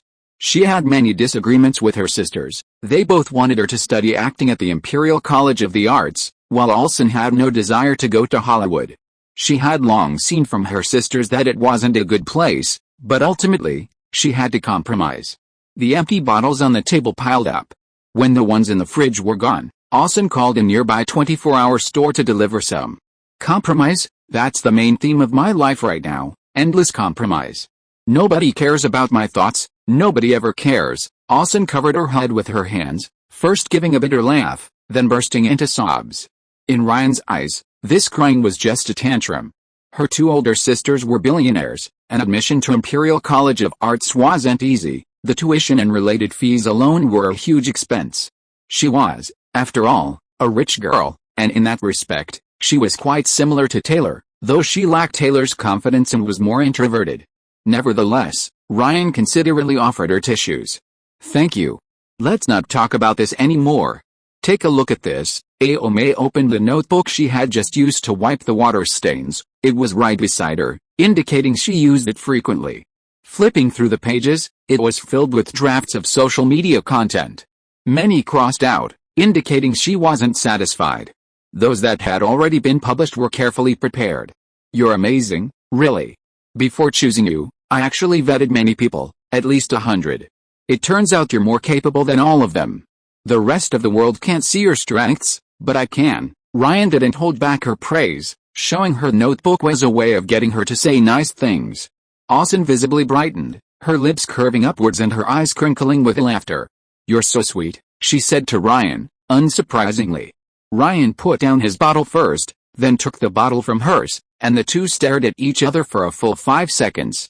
Under the influence of alcohol, Olsen's long eyelashes fluttered rapidly, her cheeks flushed, and her gaze became somewhat unfocused. "The door's locked, you can't go back," Olsen let out a belching reeking of alcohol. Knock, knock, knock. A loud knocking woke Ryan and the girl in his arms. "We're going to be late." "Elizabeth," came her roommate's voice from outside. As she left, she grumbled, "It was so noisy yesterday morning. Why were you yelling so loudly?" "Was I?" Olsen's mouth gaped open, then she looked at Ryan beside her. Without thinking, Olsen hurriedly got up and quickly dressed. "Help me tie it." She turned around, and Ryan pulled his hand away to do so. "Go downstairs by yourself later. Remember to contact me after you land in Nashville." After she finished speaking, she closed the door. Chapter 70 Best Newcomer. "Are we in Nashville yet?" Ryan had just turned on his phone when he saw a text message from Olsen. The navigator was in the parking lot outside the airport. After Ryan dropped Joel off at home, he received a call from Scout.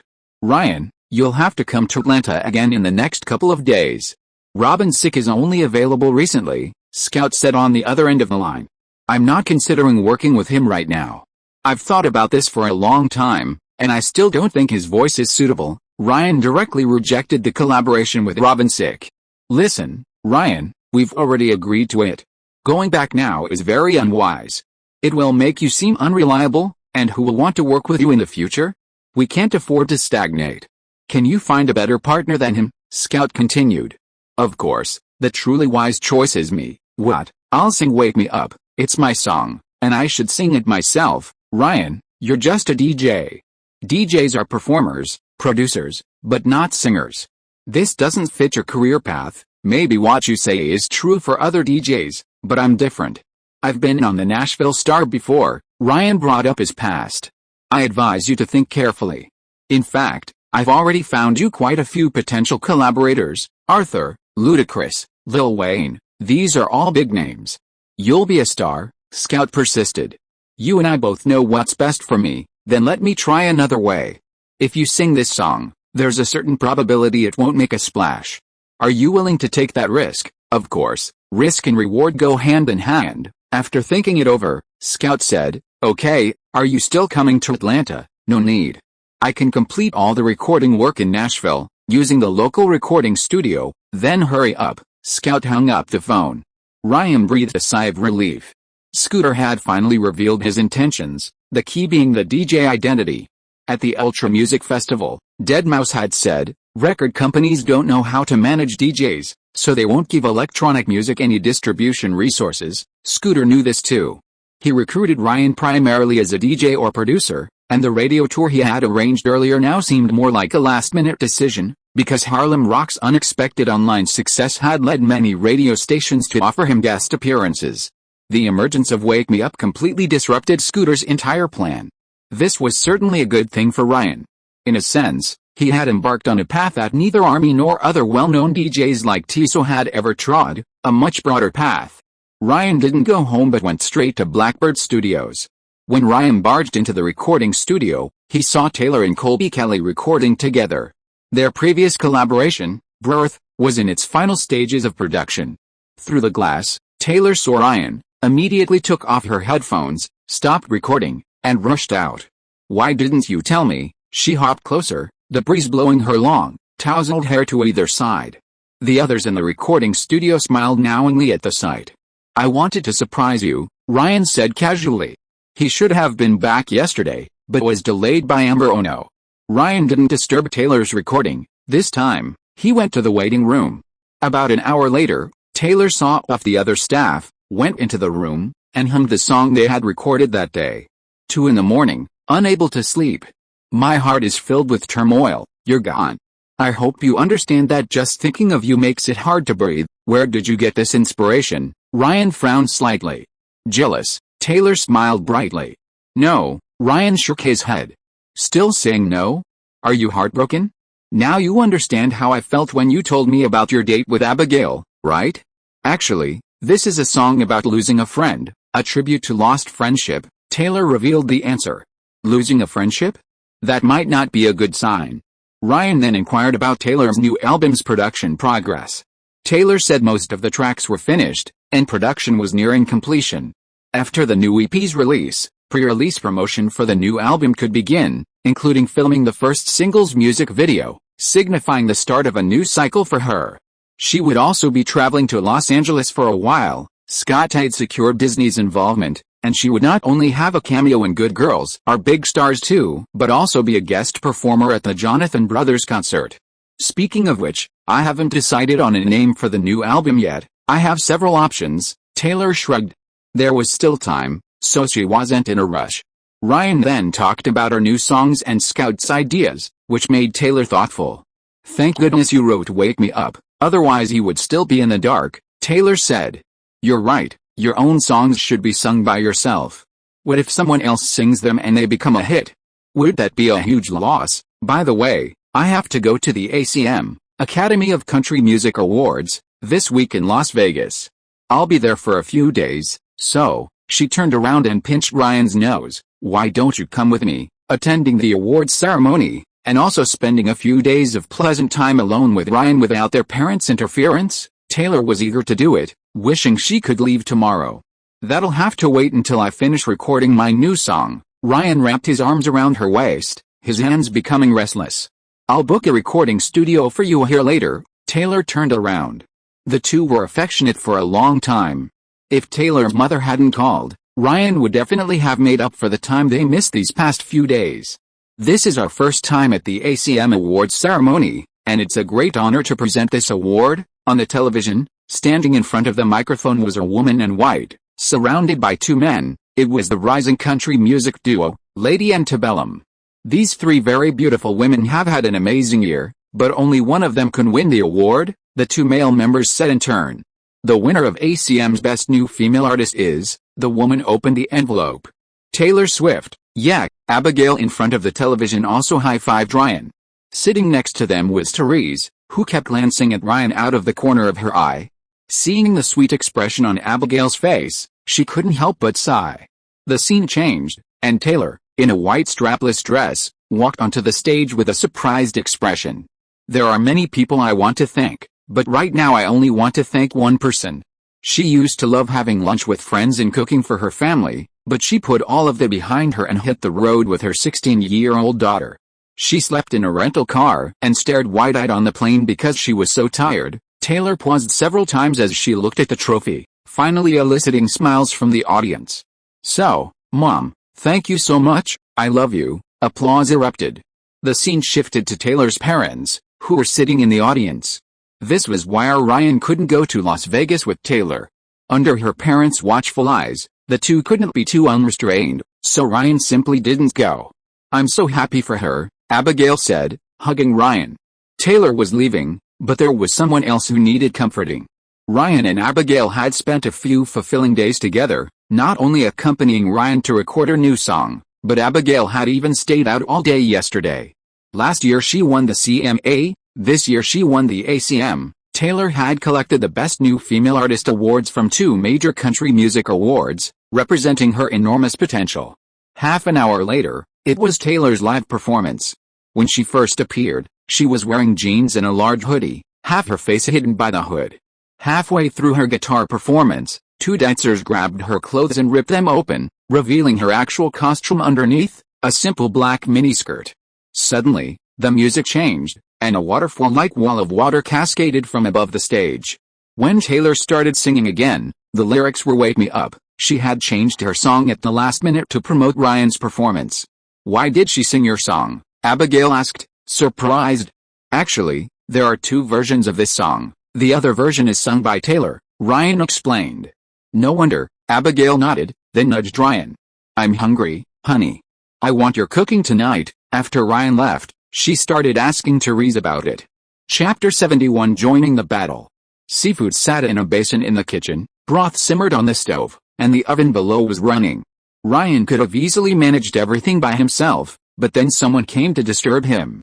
"Ryan, is there anything I can help you with?" Terry called out loudly as she entered the kitchen. Ryan turned around, about to shoo her away, when he saw Terry gesture for him to be quiet. "Abigail just asked me about you and Taylor. You'd better think about what to do." Terry lowered her voice, sounding anxious, glancing towards the door as if afraid Abigail might suddenly burst in. "You're about to be finished, you know? I knew you'd end up like this." Terry seemed even more nervous than Ryan. "Won't this have a negative impact on you?" she muttered. Facing a table laden with dishes, Abigail immediately began to eat heartily. "Why aren't you eating?" Abigail asked Ryan. "I have something to tell you," Ryan said, his tone no longer casual. Then they talked about the relationship exposure plan that Scott, the boss of the big machine company, had mentioned. Upon hearing this, Abigail immediately lowered her head, focusing on her food, looking somewhat sullen. Therese gave Ryan a meaningful look, then also lowered her head, secretly amused.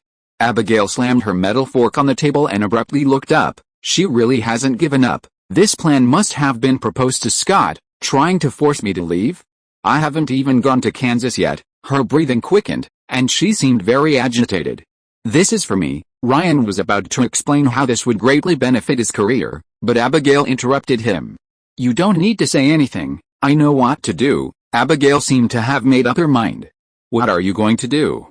You've known Taylor for much longer than you've known Ryan, Therese added, thinking it best if Abigail and Taylor both dumped Ryan, teaching the brat a lesson so he'd settle down with other women and focus on his current career to make more money. Of course, I'm not included, Therese thought to herself. Of course, she's my best friend. How could I fall out with her over a man? If she wants it, then give it to her. Abigail smiled slightly, a hint of cunning in her expression. Clearly, things weren't that simple. Next week is prom, Ryan, will you be my date? Abigail suddenly looked at Ryan. After dinner, Ryan, as usual, turned on his computer and found that his MySpace followers were approaching 200,000. It hadn't been long since he'd broken 100,000. Below the countdown to Olsen's new song, many of Taylor's Gen Z fans had already appeared uninvited. Gen Z refers to those who grew up with the internet. Boy, Tay-Tay sang your new song. You have the right to remain silent, but, tell me, when did you meet Tay-Tay? Ray-Tay, Ray-Tay, Ray-Tay, Ray-Tay, Ray-Tay, Ray-Tay, Ray-Tay. When will it be officially announced? Promise me you'll be nice to Tay. No wonder Tay sings your songs. I saw your photos. Who could resist? Ryan took a moment to check Taylor's MySpace again. It was just as lively, with many more comments with each refresh. Then Ryan received a text message from Scooter. Ryan opened Twitter and immediately saw his name, Dr. Ray, at the end of the trending section on the left. He then opened Billboard. The latest Hot 100 from the 17th showed Leona Lewis's Bleeding Love had successfully reached number 1, while Rihanna, Miley Cyrus, and other newcomers had seen slight declines in their rankings. Taylor's two songs were still holding firm at number 28 and 29. Call BK Let's Bubbly, a collaboration with Taylor, was currently at number 41. Besides, Taylor Swift's long-running Teardrops on My Guitar continues to chart, currently at number 49, just ahead of Ryan Reynolds' Harlem Rock, which has climbed to number 48.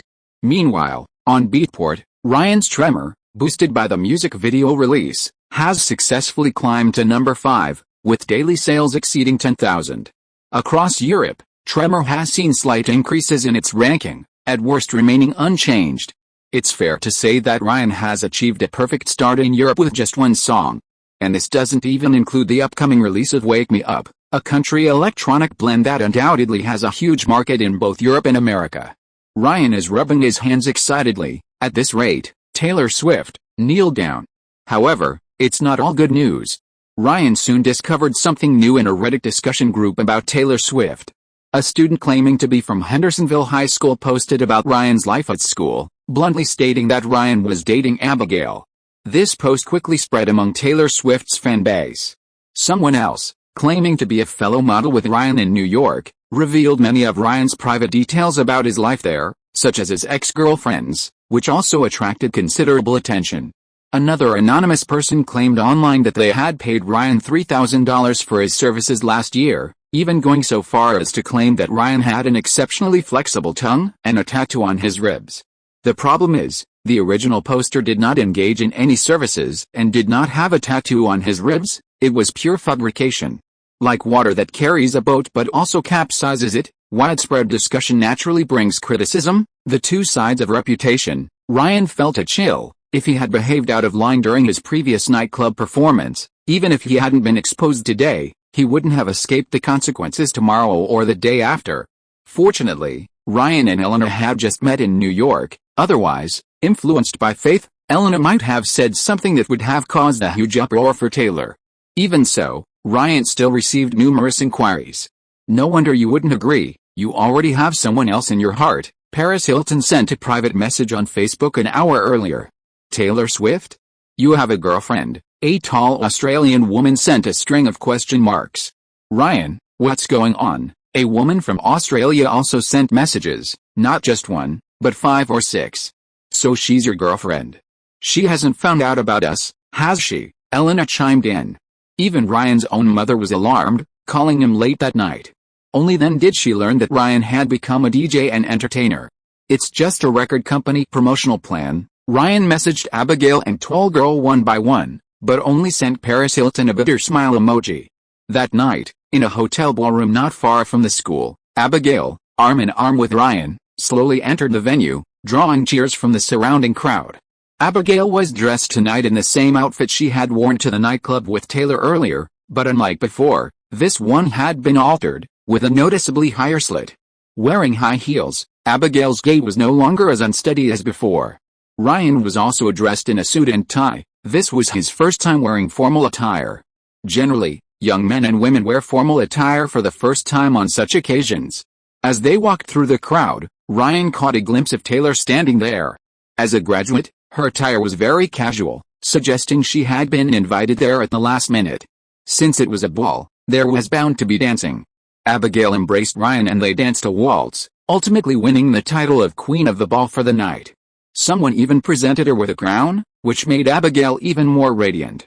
Ryan, meanwhile, took the opportunity to exchange information with Taylor in the crowd. "Why did she invite me here? I've already graduated," Taylor said, seemingly confused. Then Abigail approached. "Ryan told me about your company's arrangements," Abigail said with a polite smile. "Ryan is in your care for now," Abigail continued. Before Taylor could respond, Abigail moved closer to Ryan and, in front of Taylor, passionately kissed him. Given the situation, Taylor could only force a smile. Chapter 72 Offense and Defense Made Easy. Ugh, she's so insidious. "I'm cutting ties with her, I can't take it anymore," Taylor yelled on the phone that night. "She's just trying to get revenge on you. It'll be over in a few days once she calms down," Ryan said nonchalantly. Abigail had previously said, "I haven't even gone to Kansas yet." Clearly her words at the dance were meant to provoke Taylor. Taylor, however, remained frightened, uttering questions and cries like, "You're not really going to marry her, are you? What if she gets pregnant? Abortion isn't allowed in Tennessee. And it's even more forbidden in Kansas. Do you really believe a high school student's talk of marriage?" Ryan countered. "Why not? It's not like there aren't people who get married right after high school, but I'm not like Abigail. You make it sound so easy. You probably wish it were," Taylor almost screamed. Under Taylor's almost desperate request, Ryan agreed. "Are people online discussing our relationship right now?" Taylor finally asked. Ryan told Taylor what she had seen, including the rumors. "A relationship definitely generates a lot of discussion among young fans," Taylor said, her tone lightening considerably. "Speaking of which, are those rumors true or false? Looks like I'll have to prepare some cash for you from now on. I'll give it to you if you behave well, otherwise, I'll save it for next time," Taylor chuckled. "Do you really think I'm short of that?" Ryan laughed. Putting everything else aside, she'd made quite a bit of money lately. As a pioneer on the path to stardom and the daughter of a Wall Street professional, Ryan consulted Taylor about financial management. "Buy stocks, buy houses, invest, but my dad says that house prices have stopped rising, and Fannie Mae and Freddie Mac are both in trouble. In other words, there's systemic risk. He doesn't recommend any risky investments for the next 2 years. That's what he told Uncle Jesse, but he says something different when he's on the phone with clients," Taylor said. Jesse had previously visited Nashville, presumably inquiring about Taylor's father's current financial situation at dinner. "And what about your money?" Ryan asked. "Most of it went to my parents. More than half of my allowance from the last 2 years is with you," Taylor said. "That navigator, that's right," Ryan chuckled. This little rich girl really did spend money lavishly. Taylor then mentioned her experiences in Las Vegas, naturally leading to their next destination. "The dates for my cameo in the movie and the concert are confirmed. Will you be available then? My parents have decided not to come this time." The implication was that she wanted Ryan to come to Los Angeles with her. "It's not that I don't want to go with you, but as you know, there's the promotion of the new song, and the music video shooting." Ryan hesitated. He had absolutely no ideas for the music video shooting. The main characters in the Wake Me Up music video were still a young woman and a little girl. Unlike the previous Tremor music video, Scout required the music video to be shot as soon as possible to gain exposure quickly. On streaming platforms like YouTube, music videos have an advantage in promotion. Ryan planned to call Faith and Mary later to see if they knew any suitable candidates. Besides, Marvin also called Ryan during the day. Due to the popularity of Harlem Rock and Tremor, several nightclubs wanted Ryan to perform, offering very attractive rates. Ryan had already agreed to a large nightclub in Miami. "I know you'll be busy, but please come over when you have time. I miss you," Taylor said, drawing out her words and acting coquettishly. "Okay, I'll try to come," Ryan finally agreed. "Remember to bring that little black dress, the one you wore on the ACM stage," Ryan made a special request. Why bring that? Taylor asked, puzzled. You'll find out later, Ryan said mysteriously. Finally, Taylor mentioned asking Ryan to coach her younger brother on tight end techniques. Although the semester was nearing its end, the school's football games hadn't stopped. Hendersonville had successfully advanced to 7A and would face even tougher opponents in the summer. A few days later, Ryan and Taylor appeared together in the Nashville Music District radio studio. Although it was still the Nash channel, their appearance had moved from the morning slot to the evening prime time. This was Ryan and Taylor's first joint appearance on a program. They discussed their songs, and Taylor also previewed her new EP and album for the second half of the year. Also, many of us, including myself and many listeners, have been wondering about your current relationship. Could you tell us something? The host asked cautiously. This question, left until last, was naturally the most important and anticipated. Taylor first looked at Ryan, then at the host. I think we're like collaborators who appreciate each other. Collaborators? The host was taken aback. That's right. I greatly admire Ryan's talent. He has countless exciting ideas in his mind, especially in music, so we clicked immediately. When Ryan suggested that I sing a special version of Wake Me Up, I immediately accepted. No private contact, the host pressed. Of course, there are. In fact, I gradually discovered that Ryan's brilliance isn't limited to music, it includes her personal life as well. Taylor shrugged. This ambiguous answer was part of the company's plan. From the initial ambiguity, the initial struggle, the confirmation of the relationship, the passionate romance, the settling down, to the announcement of the breakup, the record company had created a complete timeline for the announcements, all the way to the release of Taylor's new album, with explosive moments. In other words, you're interested in Ryan, the host concluded. Well, Taylor was trying to figure out how to answer. Ryan spoke first. She's actively pursuing me. Taylor immediately became flustered. Why did you say that? Although the microphone in front of Taylor was off, the words still came through Ryan's microphone, and her flustered state became evidence that she was pursuing Ryan. Then I sincerely wish you both a happy ending. Viewers, Dr. Ray Rivers' new song has been released, an electronic music mixed with country music, available for download on all major paid platforms. Also, don't forget Taylor's new EP coming out of Walmart soon. Just as Ryan and Taylor stepped out of the studio, they saw Abigail waiting at the door. Upon seeing Ryan, she immediately rushed over and hugged him, which slightly annoyed Taylor. Now that Abigail had graduated and had plenty of free time, she was even more clingy to Ryan than before. Shall we go bowling tonight? Abigail took Ryan's hand. Where? I'm free tonight, let's go together, Taylor offered. You shouldn't go, will you? We're so lovey-dovey, it'll make you uncomfortable, Abigail said. You shouldn't go. Ryan surprisingly chimed in, seemingly completely on Abigail's side, but actually trying to defuse the situation and help Taylor. Seeing Ryan give him a reassuring look, Taylor nodded, acknowledging his agreement. She watched Abigail get into the car she'd carefully chosen for Ryan, and even sat in her own seat. As the car drove away, Taylor smirked, pulled out her phone, and sent Ryan another text message. Don't forget what you promised me. You must keep your promise. Taylor added a string of exclamation marks. Chapter 73. The sky is high and the sea is vast.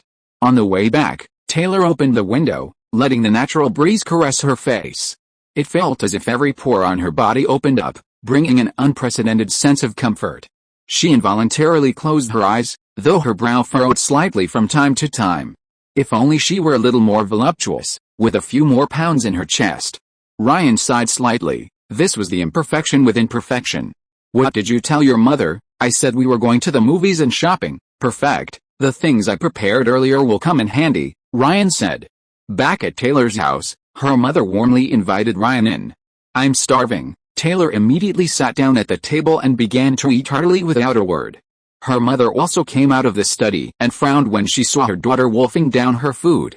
Did you eat dinner? I shopped for a while. Ryan then showed off the gift she had prepared for Taylor's parents.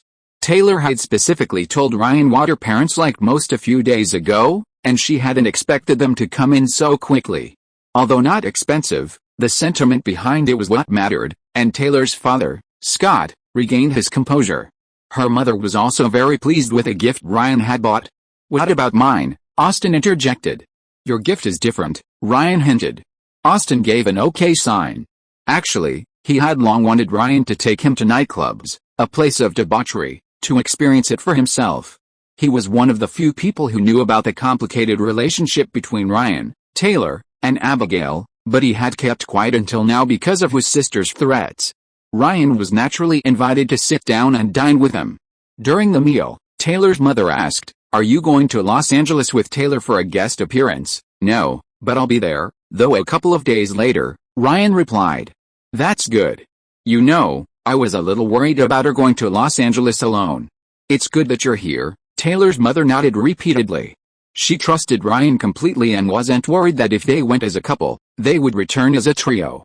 This time, when seeing Ryan off again, Taylor seemed particularly reluctant to let him go. Standing by the car, she chatted with Ryan for a long time, trying to make conversation, just not wanting him to leave. "All right, you should go back now. Teresa is waiting for me at home," Ryan prepared to leave. "Then give me one more kiss." Taylor leaned closer. "See you in Los Angeles," Taylor waved, "so wake me up when it's all over. When I'm wiser and I'm older." All of this time I was finding myself.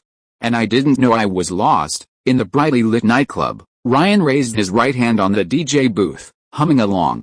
As the uplifting electronic music swelled, the people on the dance floor went wild. If the nightclub owned by L.A. Reid could be described as luxurious, then this nightclub was even more exquisite. Although the interior space wasn't as extravagant, it still had a high ceiling, and a huge screen was embedded in the entire ceiling. Accompanied by music, the screen played unique visual effects produced by VJs, dazzling and colorful, as if plunging into space. However, upon closer inspection, it was discovered that the screen actually had a very low resolution, but this did not affect the atmosphere. Ryan's raised arm swayed to the rhythm. Although the movement still looked strangely stiff, it was at least more relaxed than before, creating a unique visual effect, a style currently unique to Ryan, commonly known as the cooking hand. Ryan brought his latest work to Miami, and unsurprisingly, it ignited the entire venue. Tonight, Ryan stood on the DJ stage and performed for more than an hour, and this performance would continue for 2 days. "You now have your own box office appeal." Marvin took the initiative to come over and give Ryan a big hug the moment Ryan came off stage.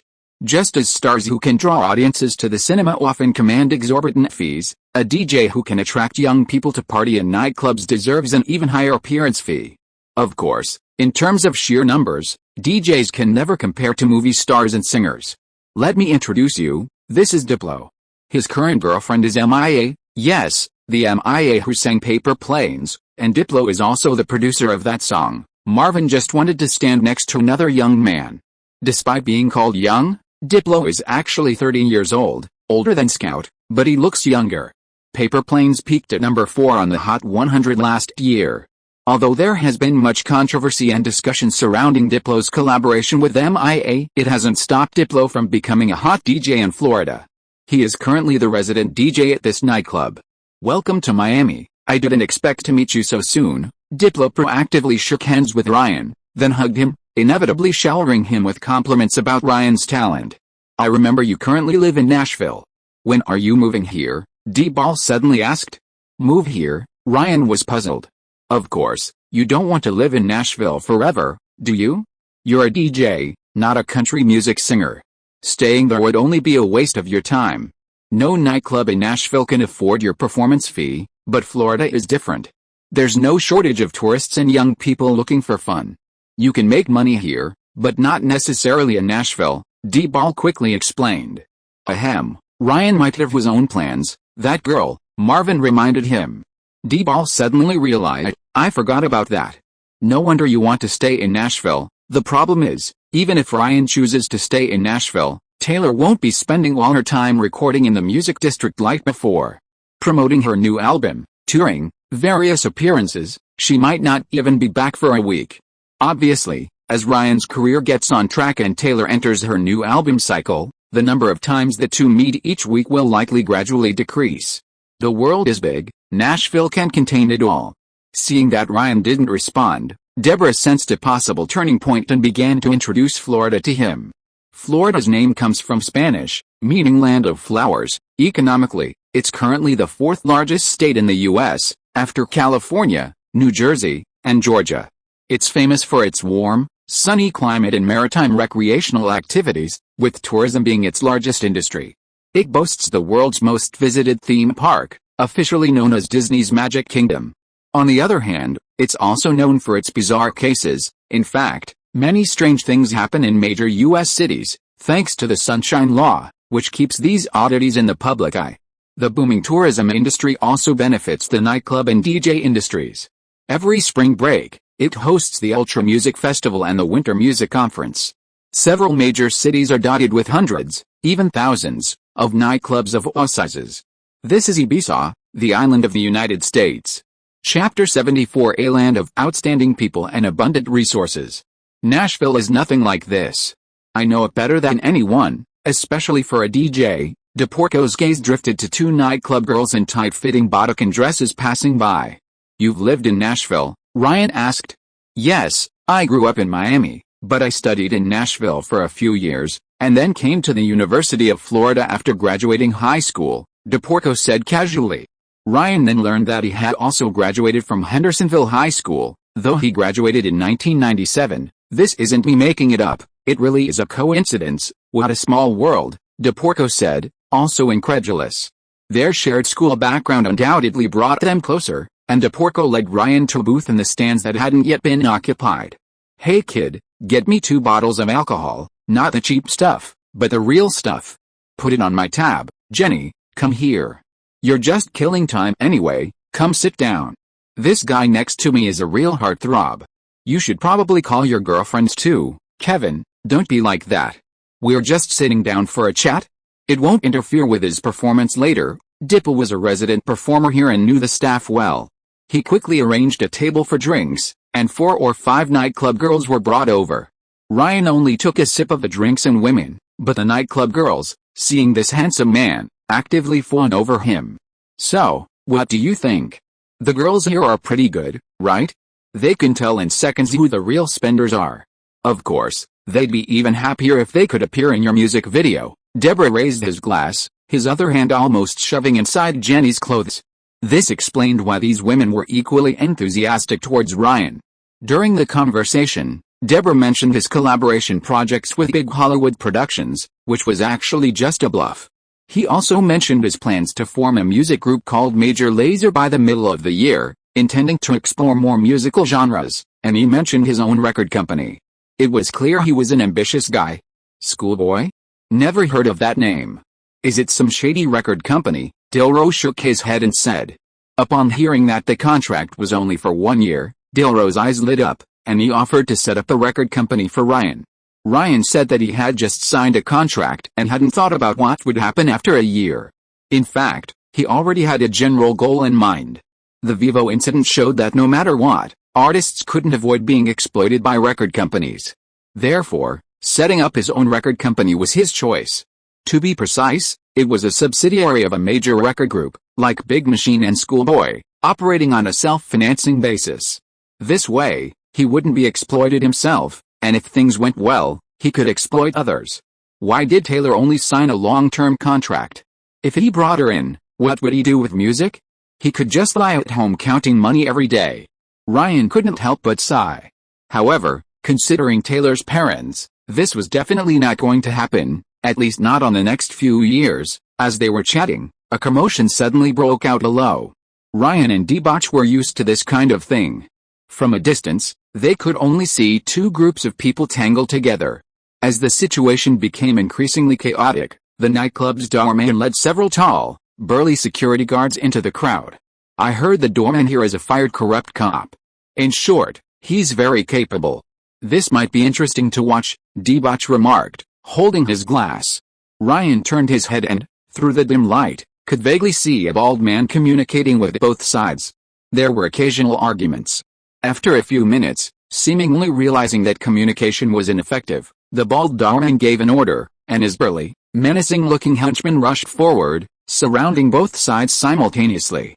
Unsurprisingly, some minor friction ensued, but the security personnel easily defused the situation. In the end, both sides were invited out, or rather, dragged and thrown out. Like a movie scene?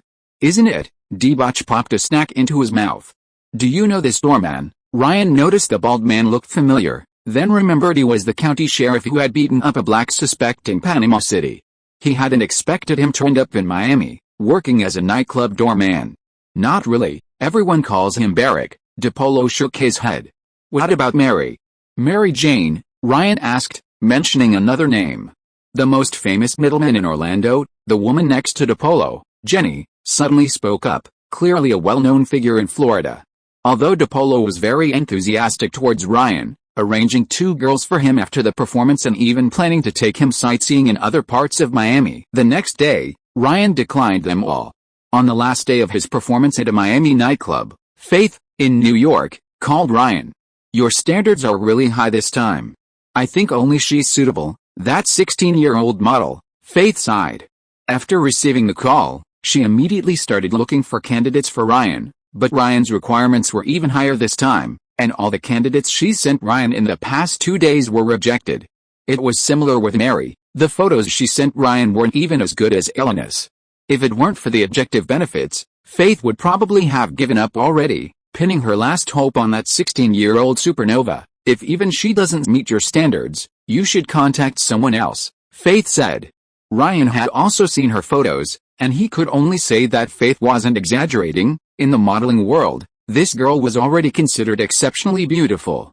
Ryan wasn't sure if she could complete the shoot, and he needed to confirm it in person. No problem, you can come to New York in a while. Let me make it clear first, don't have any improper thoughts about her. Her mother specifically instructed me not to let her get involved with anything dirty. What were you thinking? Am I that kind of person? Why in a while? Because she's shooting a fashion editorial for Vogue in Los Angeles, Faith explained. The fashion world looks to Vogue, and Vogue looks to Anna Wintour. Ryan had also shot a photo shoot for a non-Big Four regional Vogue issue, but wasn't selected. Los Angeles? I happen to be going to Los Angeles, so why don't I meet her there? Ryan made up his mind. Shortly after Faith hung up, she sent Ryan an address. Call me anytime if you need anything, Ryan. You know, being a DJ in the US isn't easy. We have to try and forge our own path, so sticking together is essential. Before parting, Deborah drove Ryan to the Miami airport, still trying to build rapport with him. I will, Ryan nodded. Was he really going to settle in Florida? He kept asking himself this question, the biggest obstacle being Therese. Unable to find an answer, Ryan decided to put the question aside for the time being. Sitting alone in the waiting room was getting boring, so Ryan took out his phone and saw the tall Australian girl was posting another selfie, so he manually liked it. Unexpectedly, she messaged him within a minute. Aren't you afraid Taylor will be jealous? That's just a company arrangement. Ryan reminded her. Will you two go on dates? Of course. Will you sleep together? You're really interested. In that case, I'm more interested in you, right? The tall girl fell silent for a long time. But we're too far apart. But you'll eventually come to Hollywood. I didn't say I was going to Hollywood. I study drama, not film. I know, Broadway and stuff. Something like that. Want to see a Broadway show? This summer. Ryan extended an invitation. No, this girl is really difficult to deal with. Ryan stopped arguing with her and went to another. Elizabeth, why have you been so distracted these past few days? Ryan noticed that her enthusiasm had clearly decreased, and the frequency of her posts had obviously slowed down. I've been quite busy these past few days, Elizabeth replied after a while. But you still have to do your job properly, right? Let me reiterate, I'm a part-timer. You haven't given me the treatment I should receive as a full-time employee. And you have such a big star around you. Why don't you go to her for help, but instead come here to bother me? Ryan realized that Taylor wasn't jealous of her, but Elizabeth was jealous of Taylor first. Chapter 75 Taylor Pro Max Plus. This isn't the first person to volunteer to participate in the music video. Elena and even Paris Hilton shamelessly approached us before. But to put it another way, even if Elizabeth hasn't done anything outstanding, she's certainly put in a lot of effort. Besides, there are a few shots at the end of the music video that feature a celebratory crowd, which requires quite a few young girls to make cameo appearances. It can definitely accommodate Elizabeth, and even Elena and Paris. Ryan replied, I can agree, but only if you satisfy me. What do you want me to do now? Nothing, just do your job well. On a direct flight from Florida to California, Ryan met Taylor's personal assistant, Erica, at the airport. Taylor is filming in Santa Clarita and won't be back until tonight. She wants you to wait for her at the hotel, Erica said as they drove. Santa Clarita is a Disney-owned film set, with large areas of rural architecture, barns, and the like, perfect for shooting rural scenes. Ryan handed Erica an address. "Let's not go back to the hotel, let's go to this place first," Ryan said. But Taylor said. Erica hesitated, probably because she had been specifically instructed. "She has her work, and I have my plans. Besides, do you want to be locked up in the hotel forever?" Ryan asked with a smile. Having Erica with him was partly for reception, but also to keep an eye on Ryan. "What about trust between people? What are you going here for? To visit a colleague, a former colleague?" Ryan said. In the end, Erica still arrived at her destination, which turned out to be the stadium of a local high school in Los Angeles. The photographers who can appear on Vogue must be top-notch in the industry. Their filming locations range from natural scenery to historical sites to skyscrapers. In short, they are willing to go anywhere for the final effect. The school was already on holiday, and Ryan soon found the film crew on the stadium lawn. Although the crew was not large, they were well organized. When Ryan approached, a staff member stopped him. "I'm looking for Karlie Kloss." Ryan read out the name. This was the girl Faith had mentioned, the one who had shown promise at 16 and was favored by major brands. The other person pointed behind her, and Ryan went over. He saw a group of young girls dressed in outlandish costumes posing. Their makeup and styling had nothing to do with adjectives like beautiful or sexy. Simply put, it was a group of Western girls wearing mink coats and floral headscarves, posing in a stadium. In short, from Ryan's perspective as an ordinary person, it was completely incomprehensible. He even thought it was ugly. Following the other person's direction, Ryan finally saw Karlie Kloss. Due to the distance and the clothing obscuring her face, Ryan couldn't see her face clearly. He could only sense from her silhouette that this woman was very tall, about a centimeter taller than himself. In addition, she was very thin. Her calves were probably not as thick as Ryan's forearms. She was so thin that Ryan worried she might be crushed by her thick mink coat. Ryan and Erica stood there waiting for Karlie Kloss to finish her photoshoot. During the shoot, Ryan learned from conversations with his staff that this was a photoshoot for the August issue of Vogue China, and the stadium location was chosen because of the August Olympics. Half an hour later, the photoshoot was finished, and another half hour later, Kelly, having removed her makeup and changed into normal clothes, rushed over. "Sorry, I saw you waiting for so long," she said with an apologetic smile, but the smile was strange, more unsettling than a forced smile. It was just a simple grin, like a bare tooth. But the wait was worth it. Ryan found Karlie Kloss much more pleasing to the eye in the state. Her hair color was a darker shade than Taylor's light blonde, leaning towards flaxen. Unlike most models, her features were the kind of beauty that ordinary people could appreciate. While not flawlessly beautiful, considering her height, her current state was quite remarkable. Ryan even saw resemblance to Taylor in her face. They shared the same face shape, but Karlie's cheekbones were smaller, making her face appear more balanced.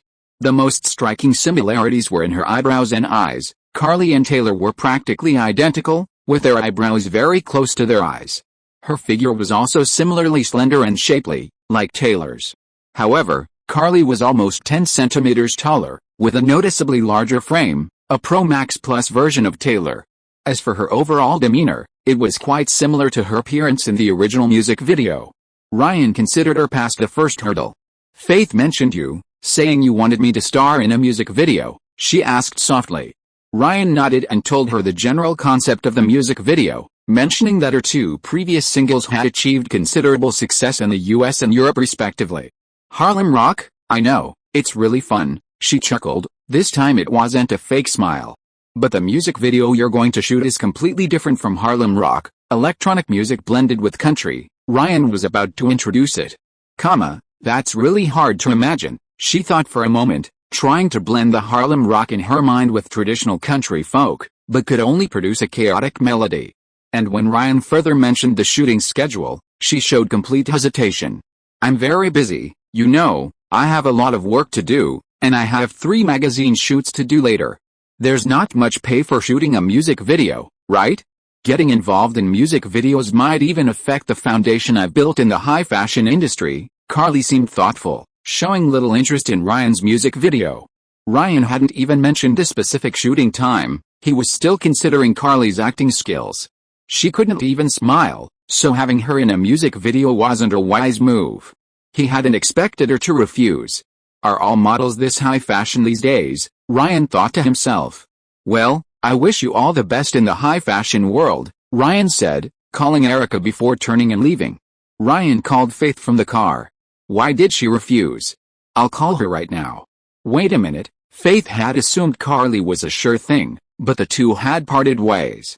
Forget it, I'll find someone else, Ryan shook his head. He was already in Los Angeles, he wasn't worried about finding an actress. Faith didn't give up, continuing to push for the collaboration. I'll call that girl now, Faith said. Faith, she's not suitable, Ryan reminded her. As night fell, Taylor returned to the hotel. She had already finished her cameo role during the day.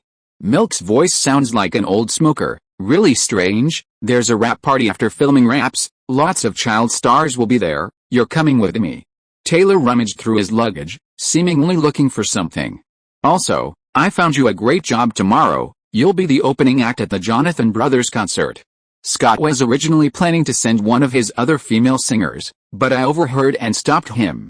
I'm so good to you. Taylor couldn't help but feel a little self-satisfied.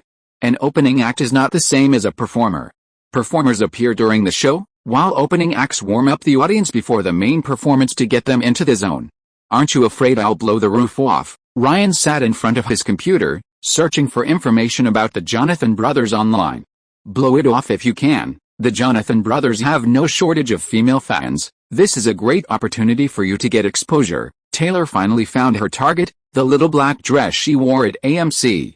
Her words were also confirmed online. Like Miley Cyrus, the Jonathan Brothers were Disney's heavily invested teen idols, with their own TV series, nationwide tours, and a big movie in the works. These three brothers naturally enjoyed widespread popularity among American teenage girls, and their status within Disney was second only to Miley Cyrus. Ryan was also eager to witness the fighting spirit of American teenage girls' idol worship. Turning around, he saw Taylor had already changed her dress and was coming out of the bathroom. Before Ryan could speak, he saw her preparing to leave. Where are you going? Taylor turned back in surprise. The guitar is in Erica's room. Ryan had asked her to bring clothes, and she naturally assumed Ryan wanted to see her performance at ACM up close again. Little did she know, some performances don't need a guitar.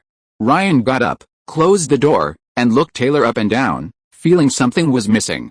Did you bring stockings? Ryan suddenly asked.